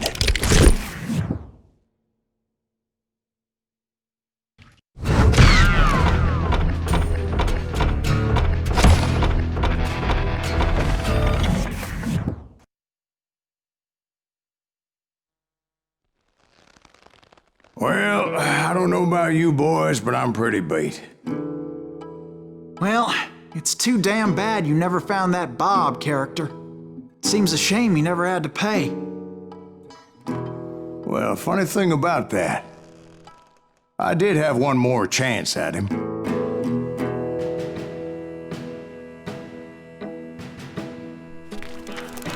Six months ago, I heard that Butch and Sundance were back in the States and had gathered up some of their old gang. I tracked them down, hoping that Roscoe Bob Bryant had returned with them.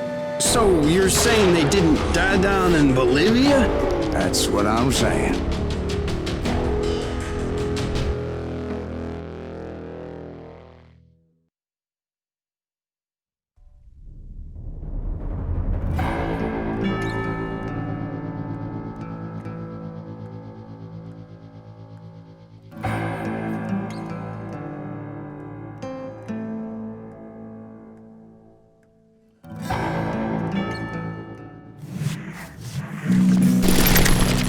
"40 years I had waited to get my hands on the last of my brother's killers. Not even an army of demons could have stopped me now.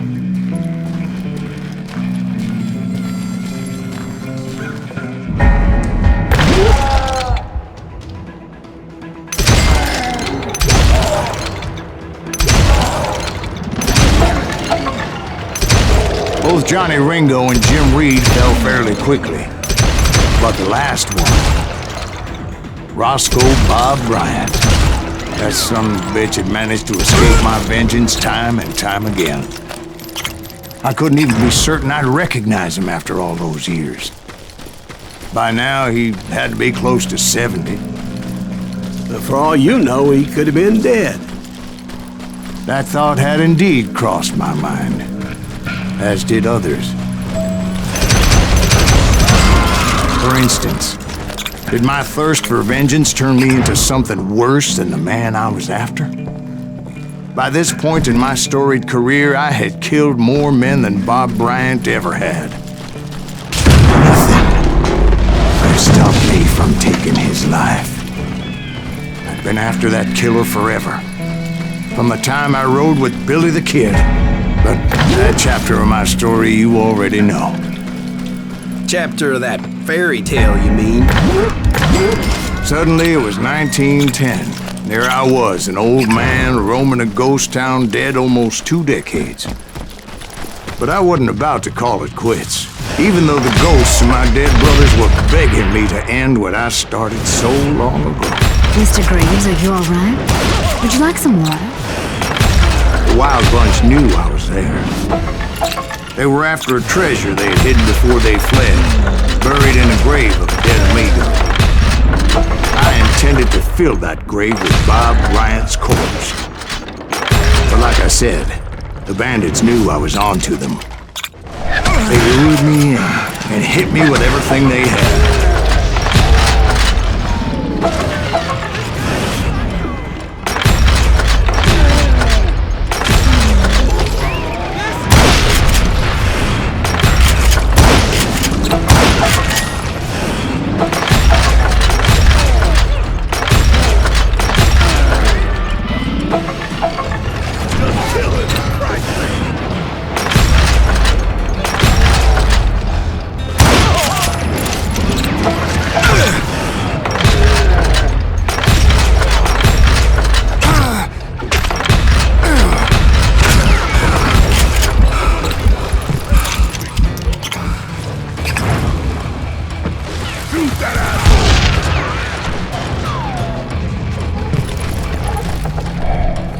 You obviously prevailed since you're sitting here telling us the tale. Actually, in that moment, I did not prevail. So I suppose we're talking to a ghost. Funny you should put it like that, Jack.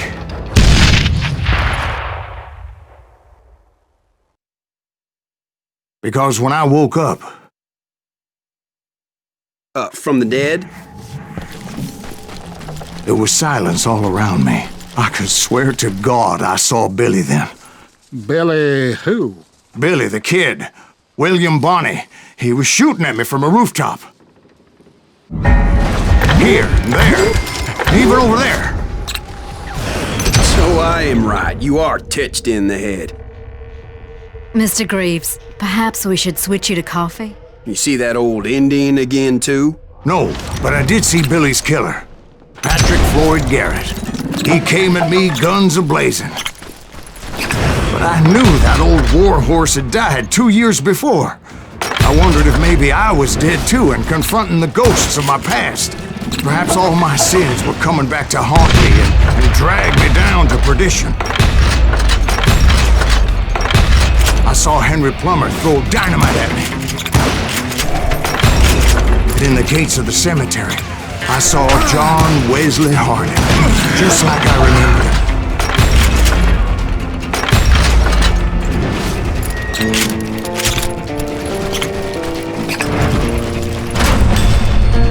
Robert Ollinger appeared with his terrible double-barrel shotgun. But no ghost army was stopping me. My father-in-law got hit with a fallen branch. He spent the rest of his life talking to dogs. Newman Hayes Clanton, William Brocious, John Peters Ringo, they all wanted me dead.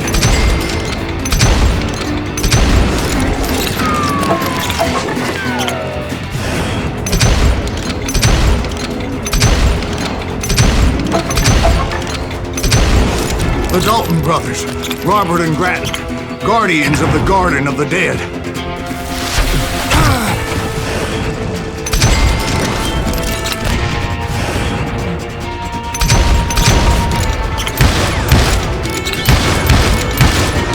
George Curry and Harvey Logan, alias Kid Curry. both thirsty for vengeance from the great beyond.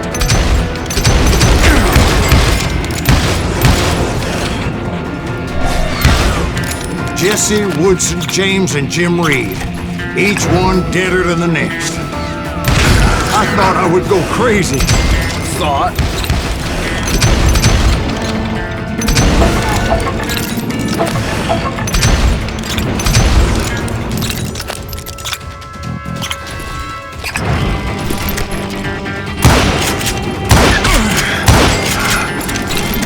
Finally, I saw Harry Alonzo Longabaugh. The Sundance Kid? Like a general leading his legion of the dead. You told us before that you see him alive. He was alive.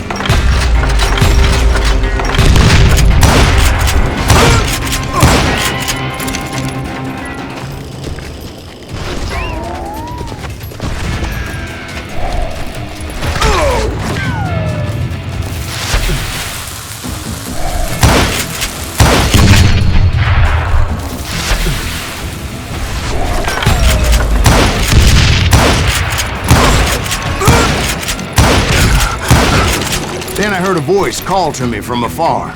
It was Robert Leroy Parker, a.k.a. Butch Cassidy, coming at me from out of the fog.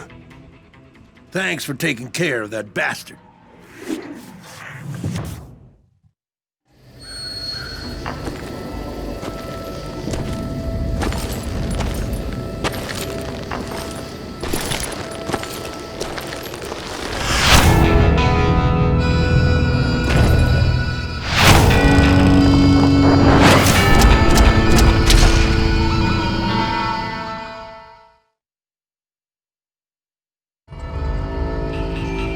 But the kid wasn't quite deceased.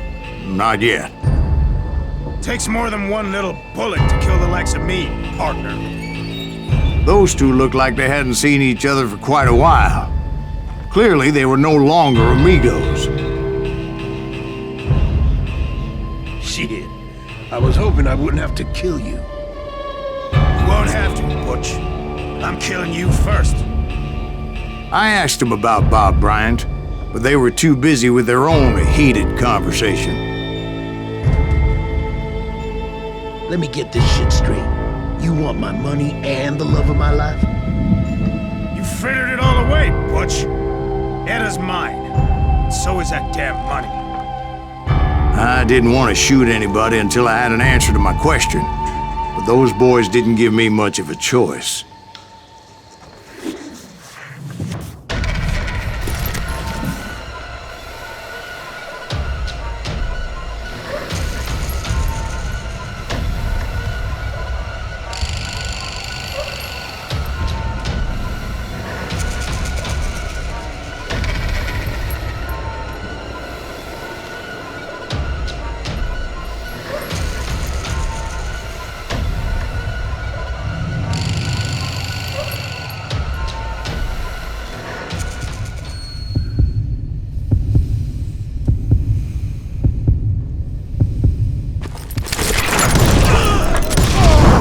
Butch Cassidy and the Sundance Kid died there in that cemetery not 6 months ago.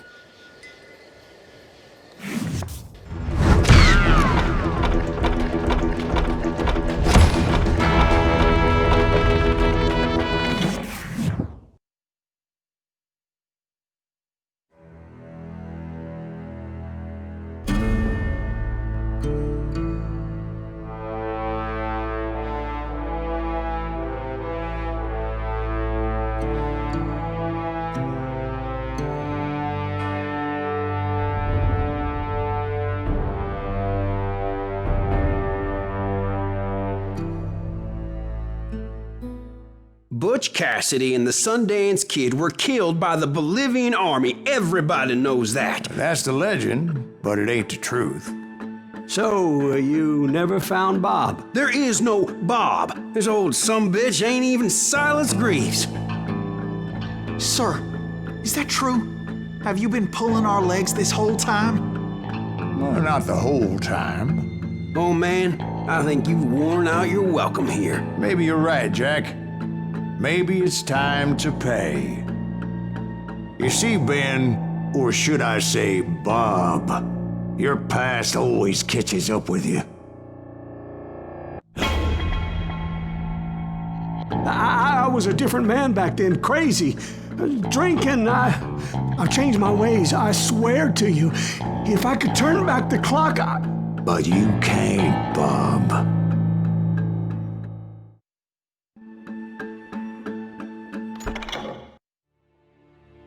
Why'd you toy with me like that? Telling those tales, knowing all along. Why not just lay your cards on the table? Wanted to suss you out, Bob. See what kind of man you turned out to be. Maybe prod you into drawing on me. See, all those years on your trail turned me into a killer. Can't even remember who I was before you tried to murder me. You, on the other hand, walked that very same path in exactly the opposite direction. What do you mean by that? You think your life is worth sparing, Bob?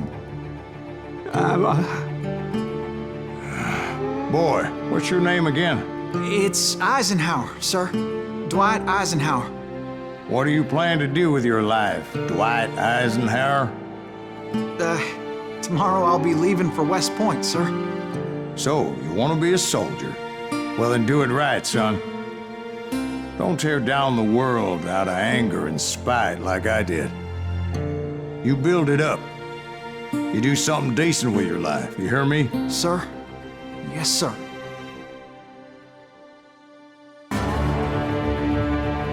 I won't have it said I left you with nothing, Bob.